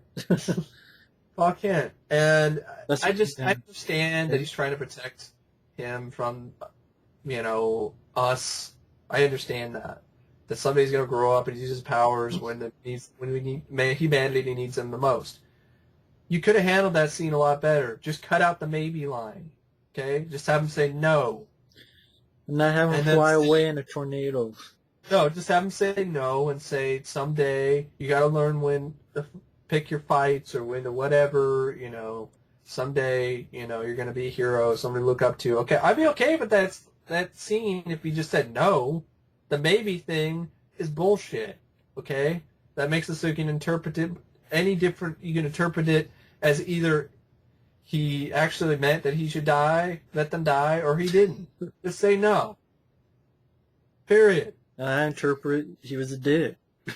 Yeah, because he sounds like an ass. That's supposed to be the mentor to Clark. No wonder you grew up all fucked up. Then it's even worse with the scene with the tornado and Kevin Costner is all like, "No, Clark, but I can save it." No. Taught to the hand. But I can use my super speed and I can save you and the dog and nobody will see anything. Taught to the hand. No. That's it. Talk to the hand, Clark. I'm just like your mother before you, I'm gonna die quietly because that's what happens. That was Krypton is exploding in the beginning and she's just walking down the aisle like it's nothing. But him saving Kevin Costner, that would make sense as to why he disappears after that. Yeah. Because maybe someone saw him or caught a glimpse and he's like, I gotta go. Yeah. And there you go.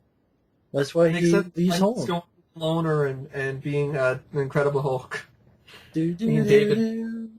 Being a lonely man. And then go on a crab fisher. Deadliest catch. Deadliest catch. In shitty CGI land. So it's okay for him to be barrel-chested holding a fucking burning crane for people to see him, but it wasn't okay for him to see him save Kevin Costner. No. But it's okay. Because he's got to be a martyr for no one's whole idea. No, it's because in that scene he has a beard. So they can't recognize me with his beard. Looking like Wolverine. Like you can't recognize him with glasses. Such bullshit. Yeah.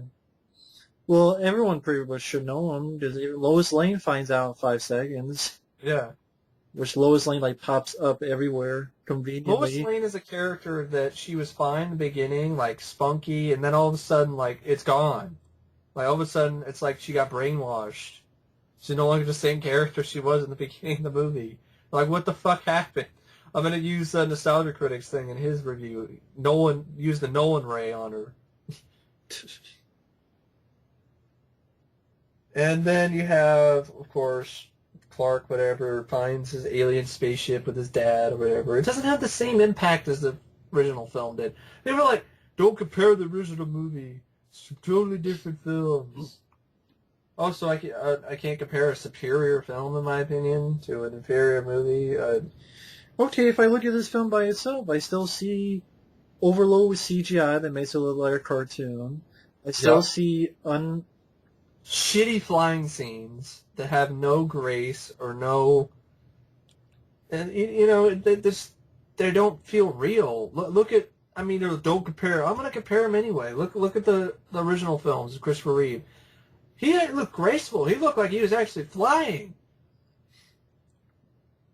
Here it's just, I'm behind a green screen and speed in the background and fucking wind and shit. I don't know how to fly, so I'm going to crash in this mountain. I don't remember that much action until the third ad, then it becomes a Michael Bay movie. Yeah. Michael Bay, it becomes Transformers 3.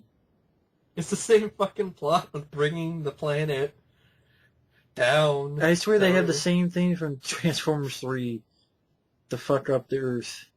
Like the same tendril. I'm going to bring Krypton to Earth. And that's the same thing as bringing what? Cybertron. Cybertron to Earth. Krypton, Cybertron, all the arms on Earth. And Zod, everyone will hear you scream. His penis spaceships or whatever that he flew off in. Michael Shannon. And this whole... I'm sorry, the action scene didn't do anything for me when he's destroying all of Smallville. With all the product placement of, hey, we have fighting at IHOP. Let's have a fight at IHOP. Then I'm going to throw a couple trains, planes, and automobiles. Then I'm going to... No, we're going to have the fight in IHOP. Then we'll go out in the parking lot, and I'll pick up a 7-Eleven U-Haul truck, and we'll throw that into a 7-Eleven gas station. And then we'll spill the fight over into a Sears parking lot over who gets the best deal of power tools. And then we're going to go to McDonald's. And then... We're going to Burger King, and then Carl's Jr., and then Pizza Hut at the end of the day. It just got to a point where just Lois Lane is going to take pictures with a Nikon camera. Blatant and obvious. And it was distracting. It took me away from that scene. Way too overboard. I know it's like, well, we need to see him. Superman's finally doing this. He's finally having a fight of Superman against Superman, and I'm like, I like the explanation that people had a behind the scenes clip I saw on the internet about the reason why all the product placement is there. Because it's like it's real life, it's something that, what we want to have something that people are familiar with, like, okay, but that's too much. Okay, I don't. If I'm at a mall, okay, right. It's just too much. They didn't do a good job. And I think better job of product placement than actually Transformers movies, other than the Mountain Dew bot. There were times they just have stuff in the background or whatever. I know some people have said World War Z. I'm fine with that. He needed a drink. So what? It's Pepsi. Who gives a fuck? That to me makes more sense than the shit they did in there. That's just... Because he needed a drink. It's like, fuck it. I've been through this shit. I injected myself with some disease. I escaped some zombies. Fuck it. I'm quenching my thirst. I can deal with that more than anything. Yeah. And then the collateral damage. Just explosions and destroying half of Smallville. And he only saves, one soldier. It's like the movie thinks that, okay, if Superman it saves, one person, that's enough to show that he cares. But it's a blink and you miss it type thing. It's nothing like, even Superman 4 did a better job, where Nuclearman's shooting things in Metropolis, and Superman's like, no, stop it! Stop! You could actually buy that Superman, was like, I don't want anybody to die. Here it's like, whatever. Whatever's convenient for me, I'll save you. Oh, and if your name's Lois Lane, I'll most definitely save you. I just... I could do with the action, the explosion, the punching. It was cool to see that, but I could do without the collateral damage. That's the biggest issue. Superman shouldn't be causing more damage than the Hulk and Abomination at the end of the Incredible Hulk. To be honest, the punching for me got boring real quick. I don't know what it was. It looked fucking same or something. I don't know, just Dragon Ball Z. CGI cartoon versus CGI cartoon. Just like that person who's like Dragon Ball Z. You don't like Dragon Ball Z, man? No, I don't like Dragon Ball Z, so maybe that's why I don't like the movie, because I don't like fucking Dragon Ball Z. They just sucks. So there you go. So maybe that's why I don't like the movie, because I don't like Dragon Ball Z. Sorry. It just... No, I mean, the Smallville scene, all kinds of craziness, destruction. I understand, okay, he's new, whatever. He's this, whatever. But I don't mind a new thing. In my opinion, I think if you're going to have him be new, I think it would have been better to actually show him training more than just flying around in the fucking snow. Like, show him trying to hone in on his powers and whatever. Show the intelligent side of Superman, because that isn't anywhere to be found here. Superman is smart. You wouldn't know that in this movie. Well, maybe for the idea where he figures out that, it took him a while to adapt to Earth and the powers, so he figures out that he's going to trick the Zod and his people by breaking their faceplates and making them adjust. But it seems like Zod adjusts in 5 seconds, so it doesn't really matter. I think the way I make this scene work a lot better without collateral damage is Superman just uses that. He figures out he can, all these soldiers...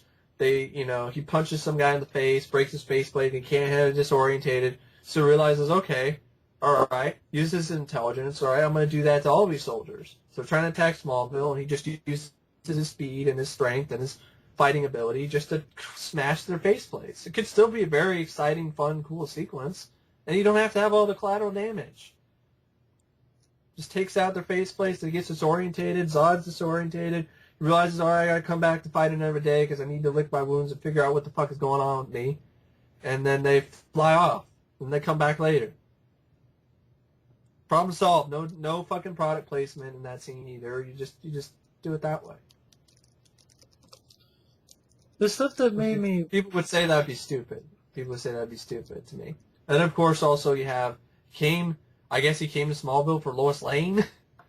That woman... She must come on board, too. Yeah. Why? She's Lois Lane. Because the plot says it. The plot says so. The thing that got me was stuff like, okay, Zod or whoever throws a tanker truck at him, and he just jumps over it. Yeah, instead of stopping it. Yeah, later in the city. Yeah. It's just like, he's walking towards him, like, not even rushing, just walking. He just hops over it and lets it blow up behind him. There might have been a guy in there. There might have been a guy in the tanker truck. People are like, well, you didn't see a guy. I don't care if there was a guy or not. It's just... It's in a tanker truck. It's like, remember there were things in Superman 2. Remember, like, there was stuff that it could have exploded. Remember the truck? Yeah. That'd be like a Superman 2 if he didn't even use his freeze breath to put out the fucking... Well, they're like, well, gas we tank. knew there were people in there, that's why. Then this one, I don't give a shit. It's just... It would just cause more damage. His nonchalant... It could still kill somebody in the building behind him. My point is Superman never gives a shit. You never see him... He's nonchalant, yeah. You never see him even remotely give a shit. And don't tell me, well, they'll save it for the sequel. That's stupid reasoning. I'm sorry. The only time he gives a shit is after he kills Zod. Yeah, and I don't give a fuck if he killed Zod. I don't give a shit. Why I gave a shit is that he's having a kissy face with Lois, making shitty jokes like, hey, not bad for an Earthling, or whatever the fuck he said. And while fucking Metropolis is Skynet land. And he's like nonchalant about it. That's my point. And then you also have should like... have had moments of him looking at the city and looking like, oh my god, this is what the cost was, and this is what and that. And helping people, like lifting up buildings and helping people. And like, looking like with his X-ray vision. And helping the firemen and people, bring people out of the rubble, kind of, you want to tie in a 9/11, that's what you wanted to do. Instead of having a shitty scene where he throws down a spy plane and says... Which then just makes me even more worried. It's like, was that really a spy satellite? What if that was a television satellite? You just took out my DirecTV, Superman, you ass. Instead of worrying about that scene, how about you worry about the scene, like I mentioned before, like, seeing that he gives a shit. Like, my idea is this, where when you get Metropolis is getting attacked by Zod and his men, he teaches the military to figure out a way to find a weakness on one of the ships. Then he flies over, takes care of the ship in the ocean, on the ocean or whatever, the thing where it just flies through like it was nothing in a very shitty scene where he's fighting a bunch of snakes. Very generic, lame-ass fucking bullshit. Yeah. So he goes through it. My idea is he takes care of the ocean, the one in the ocean, and then he comes back, and then he's too late. He realizes that he wasn't as smart as he thinks. The spaceships have adapted or whatever to the military's techniques, and helicopters falling out of the sky. The machine is the world generator is activated, doing its dubstep thing, disintegrating people in midair, and that's when Superman's like, he sees the devastation, and you look on his face, it's just like, no! Then he screams like he did after he killed Zod. Then he goes in and tries to save everybody that he can while the city's falling apart, and then is pissed, fucks up the spaceships, kicks ass, takes names. That's a better way to set it up for him, in my opinion, realizing the cost of this. Yeah. That he was too late. All these people died now. Because it has no impact, because it's over in the fucking ocean, and then you have the scene where the generator's opening up and you activating, and you see like thousands of people getting sucked up and disintegrated in the thin air, and he's over dicking around at the Pacific Ocean. Dicking around here, he's dicking around there. That's the problem with that scene. Because he's the new. Way that I was talking He's about. an amateur. Bullshit. That's fucking bullshit. I don't want to see amateur Superman. It's Superman. Okay? This is a new Superman. It's not the old Superman. I understand that. But if you're going to pull that card, then why the fuck does Zod know everything? Because Zod's a Why the piece of fuck is shit. Zod not an amateur? What, did he travel to Earth in the Egyptian times and fucking learn all this shit beforehand? He studied it. Everything on the trip there, I guess. They don't explain that. All of a sudden he adapts to the disorientation, with the hearing and all that stuff in 5 seconds flat. Which took Superman, ages to do so. I'm sure someone will try to explain it, but I'll say right now, I don't give a shit what the people explain. If you do explain it, it's not there. You're pulling shit out of your ass because it's not there in the movie. And the reason I don't give a shit is because I found it a boring movie that's it's hard to say overhyped because it's sort of a 50-50 love or hate movie, I've noticed. But to me, it's a shitty Superman story. I just think it misses the point of what Superman is all about. Superman should give a shit. Try to stop these buildings from falling down. Try to do a little bit more than just take Zod into space for 2 seconds and break Bruce Wayne's satellite. People are like, well, he couldn't because he wasn't strong enough because Zod was more powerful. Why the fuck is Zod more powerful? That's the whole reasoning. It doesn't make a goddamn sense. And you didn't have to kill Zod anyway. You could have sent him to the fucking Phantom Zone. But he couldn't because Zod was going to kill that family. The only explanation you have for why Superman couldn't do all these things is because he doesn't know what the fuck he's doing. Great. I love that. My superhero doesn't know how to do shit yet. It's like fucking on training wheels. Yeah, pretty much. I didn't think the film was fun. I didn't think the film was exciting. It wasn't. That's the problem. There was no fun to be had. It was sucked out because no one's like, I don't have fun. There's no fun here. But Batman isn't fun, and Superman's not going to be fun now. You're going to like it. I'm not going to like it. You're not going to like it. I'm sorry. We're not going to like it. When I think of Superman, I don't think of a Batman from outer space. That's kind of what he was. Batman from outer space. I don't think about that. I think about, Mom and Pop, apple pie, the American way. But this Superman's like, fuck it. Fuck the American way. So fucking what? He punches people in Superman 2.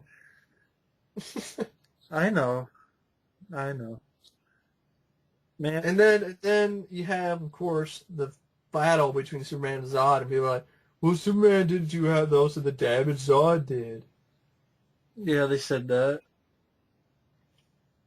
And plus they evacuated everybody. My ass. For all the people who were telling me that they evacuated Metropolis during that battle, then why the hell is Perry White and Lois Lane and Jimmy Olsen or whatever hanging around in the rubble. And some There's random, some the other chick, some random people. the other chick, and some other. What about the people in the fucking bank that Zod was going to fry with his eyes that they could have just ran away from? Yeah, they were there. They were there. They weren't evacuated. And plus, you can't evacuate a city that large in a day. It's impossible. They'd be stuck in traffic and be sitting ducks anyway. So don't give me that shit. Then why were people getting sucked up in the air? Some people are like, you didn't see that. Yeah, I imagined that. Just like you imagined that they evacuated everybody. Yeah. I'd evacuate my asshole. If people like the film, fine, but that's fine. But but defending, coming up with shit, pulling out of your ass to defend it, like Prometheus shit, like that kind of stuff, that's too far in my opinion. I'm sorry. I guess I can, okay, go ahead and do it, but don't try to act like that's reality because it's bullshit. And, you know, the battle, and it's kind of cool to see two gods fighting, but it's too much. It's too much. I saw the shit in Matrix Revolutions, and it was done better. Yeah. At least I see it was empty. Did the Matrix, and I think it was done better in Matrix Revolutions. I thought it was filmed better. I even think the effects are as good, if not, I would say better. Yeah. Because he actually had some real fucking people doing shit, as well as CGI. Yeah. So Matrix Revolutions had a better fight. It's a better movie, and so is Reloaded. I take that to the bank. I think it's better. I don't care how controversial that is. They're better movies than this. I agree. Absolutely. And it's just, you know, the collateral damage. People say like, you know, that's, you know, a lot of people. Well, try people to say, well, what about the Avengers? Didn't they have a lot of collateral damage? But you don't complain about that. Well, a lot of superhero films have collateral damage, but it's not to the fucking extent of Man of Steel. Some people say that Avengers was. But I don't know. No, because somebody did a study where they did a lot of statistics and found that the Avengers wasn't even nearly as bad as Man of Steel. Someone took the time to do that. Yes, they did. Wow. So Man of Steel cost like, what, $1 billion in lost revenue, damage, and hundreds upon thousands of lost lives. And thousands more that were injured. I mean, this is a whole I don't buy. Superman doesn't know what the hell he's doing. So that's why he couldn't stop this. Otherwise, Zod was going to kill everybody. Because Zod knows all. Fuck Zod. It's a shitty script, then. If you just pull that shit out of your ass. Just like, fuck it. Who cares? Zod knows how to do all this shit. No. And it's just... And the way Superman's portrayed, you don't give a shit about him either. It's kind of a douche.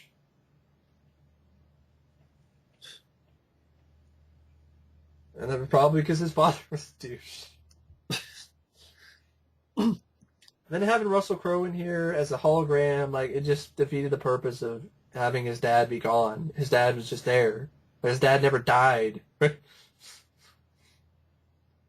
Like, there wasn't that sense of, like, in the original film with Jor-El where he wasn't really alive. He was just answering questions that Clark would ask.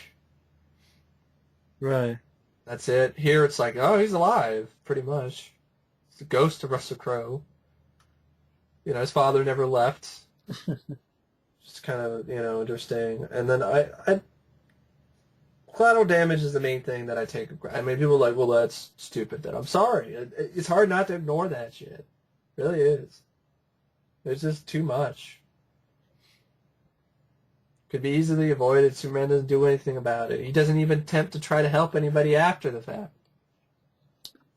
Yeah, for me, the whole deal with Kevin Costner's character, the whole first half is boring. Look of the half film, is slow. The look of the film, dark. It's drab. It's gray. That's not Superman. It wasn't interesting to me. No, it wasn't interesting. We've already seen Zod before. I'm sorry, Michael Shannon, you're no Terrence Stamp. And this action stuff I used on Matrix Revolutions, or Matrix Reloaded, or fucking Transformers 3. Killing Zod. I didn't care. I really didn't. Those people could have ran away. The way that was set up, they could have fucking just ran. Well, they're too stupid. So. And then the whole idea that, now he feels something. Now he cares. Didn't care about other people that got incinerated. Whatever. I gotta put my dick in Lois Lane later. But that's Man of Steel, I mean. And then you have the ending where it's like, oh, he's hot. That was a weird shift in tone. Yeah, I didn't like that. Directly after he took down a spy satellite, which is kind of creepy. I thought that was after the fight. It was after he screamed like a girl. No, that was after the spy satellite. This woman just came in and Oh, said, yeah. I think he's... Oh, yeah, God, yeah. That's right. The military girl, some... Fuck. Fuck this movie. I don't think this movie's... It's not hot. It's... Fuck. I just think it was... Fuck this movie. Man of Steel. Fuck this movie. Steel. Boner. I'm not gonna let it steal my money. Steel boner that fucks you. Fuck Man of Steel. There's probably more things I could have talked about, but I got enough in I'm sure Talked one... about like an hour on this one already. I'm sure one day you'll do... If you ever see it again, I'm sure you will. Yeah. I mean, it's... Yeah. We could probably do an hour just on Man of Steel. Think about Superman, like the Superman theme. Try imagining the Superman theme during Man of Steel. Is this a new Superman? It's not the old Superman. Yeah, I thought it was just imagine that. All the collateral damage and da da da da da da da da da da da da da. Exactly. Da, da, da, da. No, that wouldn't work. And the last ones I have is number 2, Scary Movie 5. What more can be said? It's just... The vacuum cleaners have a fucking pool party. And sex. Right? Yep, and bananas with shit in them. Oh yeah, I forgot about that. And a shit pie. Literally. Charlie Sheen with... Who was it? Lindsay Lohan. Yeah. After crack addiction. After crack addiction, Lindsay Lohan. Lindsay Lohan. And Charlie Sheen, really. I don't even remember what the fuck they parodied. They parodied Mama. Mama. Paranormal Activity, which is lame, but just pots and pans falling on the guy. Rise of the Planet of the Apes. Oh, yeah. I completely forgot this movie, folks. I did a rant on Scary Movie 5. I completely forgot about this movie. That's how It's forgettable. bad it was. This is a shitty comedy. Got Ashley Tisdale, the unfunny guy from Scary Movie 3. Oh, yeah, God. That's right. Don't have the girl from the previous films. I'm surprised. Anna Faris, another girl, wouldn't be caught dead in this movie. Pretty much a shitty movie. Fuck it, that's all we can talk about. I don't remember what the fuck. I don't remember what the fuck is. I don't even remember how it ended. Oh, with the after end credits thing with Charlie Sheen or something. I think it was Machete Kills. That had something to do with Mama. I'm coming like home. Mama, I'm coming home. Mama, I'm coming. Ozzy Osbourne. First Scary Movie 5. We don't have to talk about it. My number 1 was Curse of Chucky. And that's because... What more we could say about this film? Me, Mike, and I already did like an hour-long... Overrated. Podcast of Curse of Chucky. Overrated. A lot of people like the film. And people say, well, what do you mean overrated? Well, it's cool if people like it, but everywhere I turn... on Facebook or horror websites, it's more people who enjoy this film or say it's great. I don't know why. I think Chucky still looks like a fucking girl from Transsexual Transylvania. I still think Brad Dourif's People say there's a reason, because... I don't give a shit reason. It's a shitty reason. You still don't need to have him look cheap. No. and he still looks cheap. You can explain cheap, but it still looks cheap. Even if you put makeup on him, he doesn't need to look like a fucking Girl girl. or a trainee. You have a fucking... Don't care about the cast. His daughter's okay. It's it, really. Yeah, it's What else so. sucks? The guy saying, what was saying, like coffee, right? Or something like that. Stupid joke about Java or whatever. God, it's been so long. It was like... What the hell was it? I can't remember. Fucking... Stupid insult. Random lesbianism. And you don't get to see any titties, so it's really shitty, even more shitty, because you don't get to see the titties. Yeah, So, that was pointless. Completely fucking pointless. like, if you're gonna do that, then show me the tits. To be honest, yeah, Sorry. if you don't do that... I mean, if you're gonna be that, lowest common denominator, then go all the way with it. Exactly. I mean, if you're... It's hard hearing people praising Don Mancini's directing. I don't see how it's praiseworthy. I'm sorry. It's try hard. Look at me. I can do all these fancy shots, but I can't do them well because I'm just gonna have 50 different shots of fucking bowls of chili. And one of the slowest, most boring ass, uncomfortable to watch scenes at a dinner table I've ever seen in my life.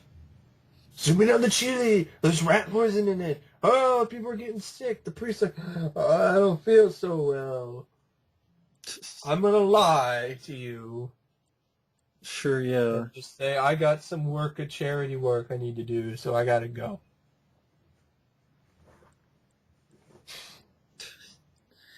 Because I'm gonna be a liar.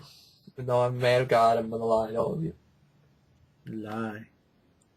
I mean, this is terrible. You I mean, liar. I'd rather dunk myself in a vat of lye, fucking disintegrate my ass and sit through this. I mean, I see a Chucky's bad, but it's a train wreck, and I can watch that train wreck. This is just boring, slow. Takes too long on its shots of the chili. It's not suspenseful. It was suspenseful. It brings the suspense back. What suspense? I don't know how anybody could be in suspense of that scene with chili. Each their own, but I don't understand how you can find this movie suspenseful. I just find it boring. The music rips off the thing and other movies. I mean, for me, I'll never understand the praise for the piece of shit. I don't get it either. I think it has a lack of scares. It has a lack of suspense. Chucky has his personality deleted, if it not, or just altered. Oh, he cared about having a family? What? I don't remember. What? All I wanted was a family. Yeah. Women can't live with them. Period. Women. That's his line. Can't fuck them either. That would have been better. The piece is boring. Don Mancini, you're not fucking Hitchcock. No. Stop ripping off the Changeling, you ass. Again, eyeball falling downstairs like the ball. The whole scene in the attic. Trying to be like the Changeling. Fucking the chair rocking back and forth because I guess the house is haunted now. Fucking a boiler. And let's just really focus way too much time on taking off the makeup off of Chucky's face. Yeah. Let's have him show up underneath the sheet. Like a piece of sheet. Let's have him kill this one bitch by just dumping some water on her ass. Even though he has a knife, but have some CGI fuzz on her face that's supposed to be a burn. Have some stupid ass fucking scene in the attic before he kills this bitch saying shit like, I don't like how your eyes are too close together, just like your mom and mother. What? That isn't even a one-liner. That's not, what the hell and what's the other line? Like something like latte making loser? Yeah, that's what it was. Yeah. That's the dialogue in this, folks. And what's so great about the story? It's a bunch of people in a fucking house. Haven't seen that before. Chucky ooh, it tries to be scary. Well, it failed. It wasn't scary. It wasn't suspenseful. You can try all you want. I could try to win the lottery. That doesn't mean I won the lottery. You try all you want. And that could try to get a hold of all the seasons of the 2003 Ninja Turtles cartoon, but doesn't mean it's gonna. That's not gonna happen. The Fly. Doesn't mean I'm going to fly. Yeah. It just crappy sequences like trying to kill someone with fucking car exhaust. Yeah. Like, this is pathetic. I'm sorry. It's so fucking lame. How can you overlook that, people? 5 different endings. You have a horror icon, and his emphasis, some unique kills, and he's trying to kill somebody with car exhaust. That's the lowest common denominator. That's the bottom of the fucking barrel, folks. Sure.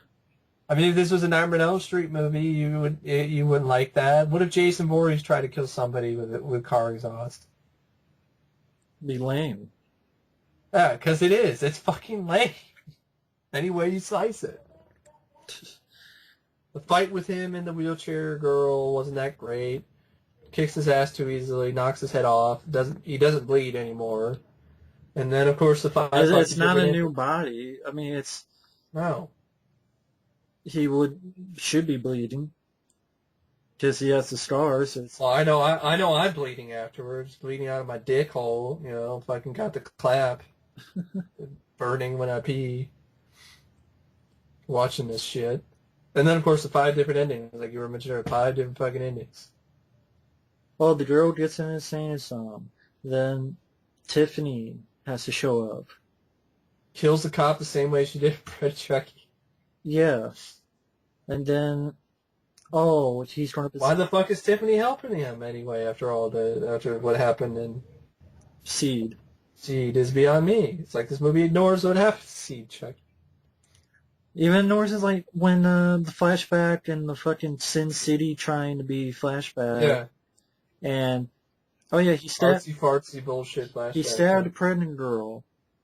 And I guess the whole time his buddy was waiting outside in the car, which they completely forget that in the first film when he was running out before Chris Sarandon went after him. What about Chris Sarandon's partner, right? What about that guy? Like, what about Chris Sarandon? Like, wouldn't he know something about this? No, we don't know. Brad Dourif's partner, he was waiting out there the whole time in the fucking car while Brad Dourif was doing this? What's he talking about? Obviously, don't know what the fuck he's writing. Also, Brad Dourif in a shitty wig, too. And he makes a sequel-bait ending, and then totally negates it. Yep. Sequel-bait ending. Oh, I'm gonna possess this girl. Oh, the grandma, whatever, woke up. Oh, after the credits. Oh, yeah, that's the only difference between this and other Child's Play movies. Instead of a boy, it's a girl. Exactly. That's like Omen 4. It's not a great idea. Just because it's a girl doesn't mean it's good. And then it doesn't explain how the fuck that happened. What happened there? So it's a couple months later, I guess he's not in the girl body, obviously. And there's Andy, the original kid who played Andy. That's like the best thing in the movie, but it's also the worst for me because then it just pisses me off because it makes me like, well, I want to watch that movie. I've seen that movie. Exactly. With Andy. The people are like, he can't act. Act better than the fucking supporting cast in this movie, that's for sure. Right. There are nice homages to the first 3 movies, and then he blows Chucky's head off. You don't see it, though. It cuts to black. And then I heard they're going to do a 7th one. It's going to be the Andy thing, but I'm like, that's too fucking late. I would have rather seen that than Kurt's Chucky. The only curse is this fucking movie. Curse against humanity. And I'll never understand the praise. I'll never understand. I'm not saying you're wrong, folks. Chucky tries to kill somebody with poison chili and car exhaust. Electrocutes some bitch, stabs some chick in between the eyes, and cuts some dude's face in half or whatever, and that's your kills. The lines are not... Dialogue is not memorable. The story's not... Chucky's personality. Not even is memorable, just not good in my opinion. not even there. Like, what happened to Chucky? Like, his personality is completely different than it was in all 4 movies up till this point. Oh, he wanted a family all this time. Bullshit. My dick. What a crock of shit. My dick. Doesn't make any goddamn sense. No, it doesn't. I hate this movie. I find nothing redeemable except the last 30 seconds. Even that pisses me off. So, So yeah, Chris Chucky, I think, I keep saying, again, people like it, that's fine, but I keep saying, oh, yeah, it's great. And I'm like, I don't get it. CGI Chucky, too, walking down the steps. Oh, yeah, that one shot, yeah. So I think to me, it's a worthless movie that is got some good Definition reviews. of a cash grab. It's totally the definition And it of a got cash good reviews. It got the praise. It got the pass, and it's getting a sequel. I think people are just settling for shit lately. Well, I mean, you can never tell anyone what they're doing. But I know, but look at the box office. People are not really giving a shit anymore. If a film isn't as good as it can be. You hear people say, well, it wasn't that great, but it was entertaining. Now, I know I said that about Escape Plan, but if that is what movies are coming to, that's fucking sad. Oh, it wasn't that great, but it's a time waster. Right. That's sad. And the horror genre especially. I just think a lot of diehard horror fans, and I'm not calling anybody out, but there are a few people I just think are just loving everything horror. And just, it's because it's new, and just because it tried to be scary, they just give it a pass. Yeah. But don't understand why. Because it tried doesn't mean it did a good job. I mean, you can try to do a lot of things. Doesn't mean it's going to happen. Doesn't mean you did a good job. There is no try. There's only do or do not. Make a good movie. Make a good scary movie. Don't give me this shit. I tried bullshit. There is no try. That's what I thought. Well, I know. But anyway, fuck that movie. Fuck all these movies. Fuck 2013. Thank you, Mike. 2014 is going to be even worse. Yeah. So get ready. Get the lube is already going up the ass, and Vibrators are set and ready to go to town on the crazy train called 2014, aka the year we go to hell. So I want to thank Mike for joining me in this very long video. Sorry it's so long. Anytime. Mike? Well, I mean, it's bad movies. Over 20 of them, yeah. So, we usually take too long. Take a while anyway. There's probably a few things we forgot to mention that we didn't like, but whatever. Either way, I hope everybody found this entertaining at least, and if you disagree, cool, fine.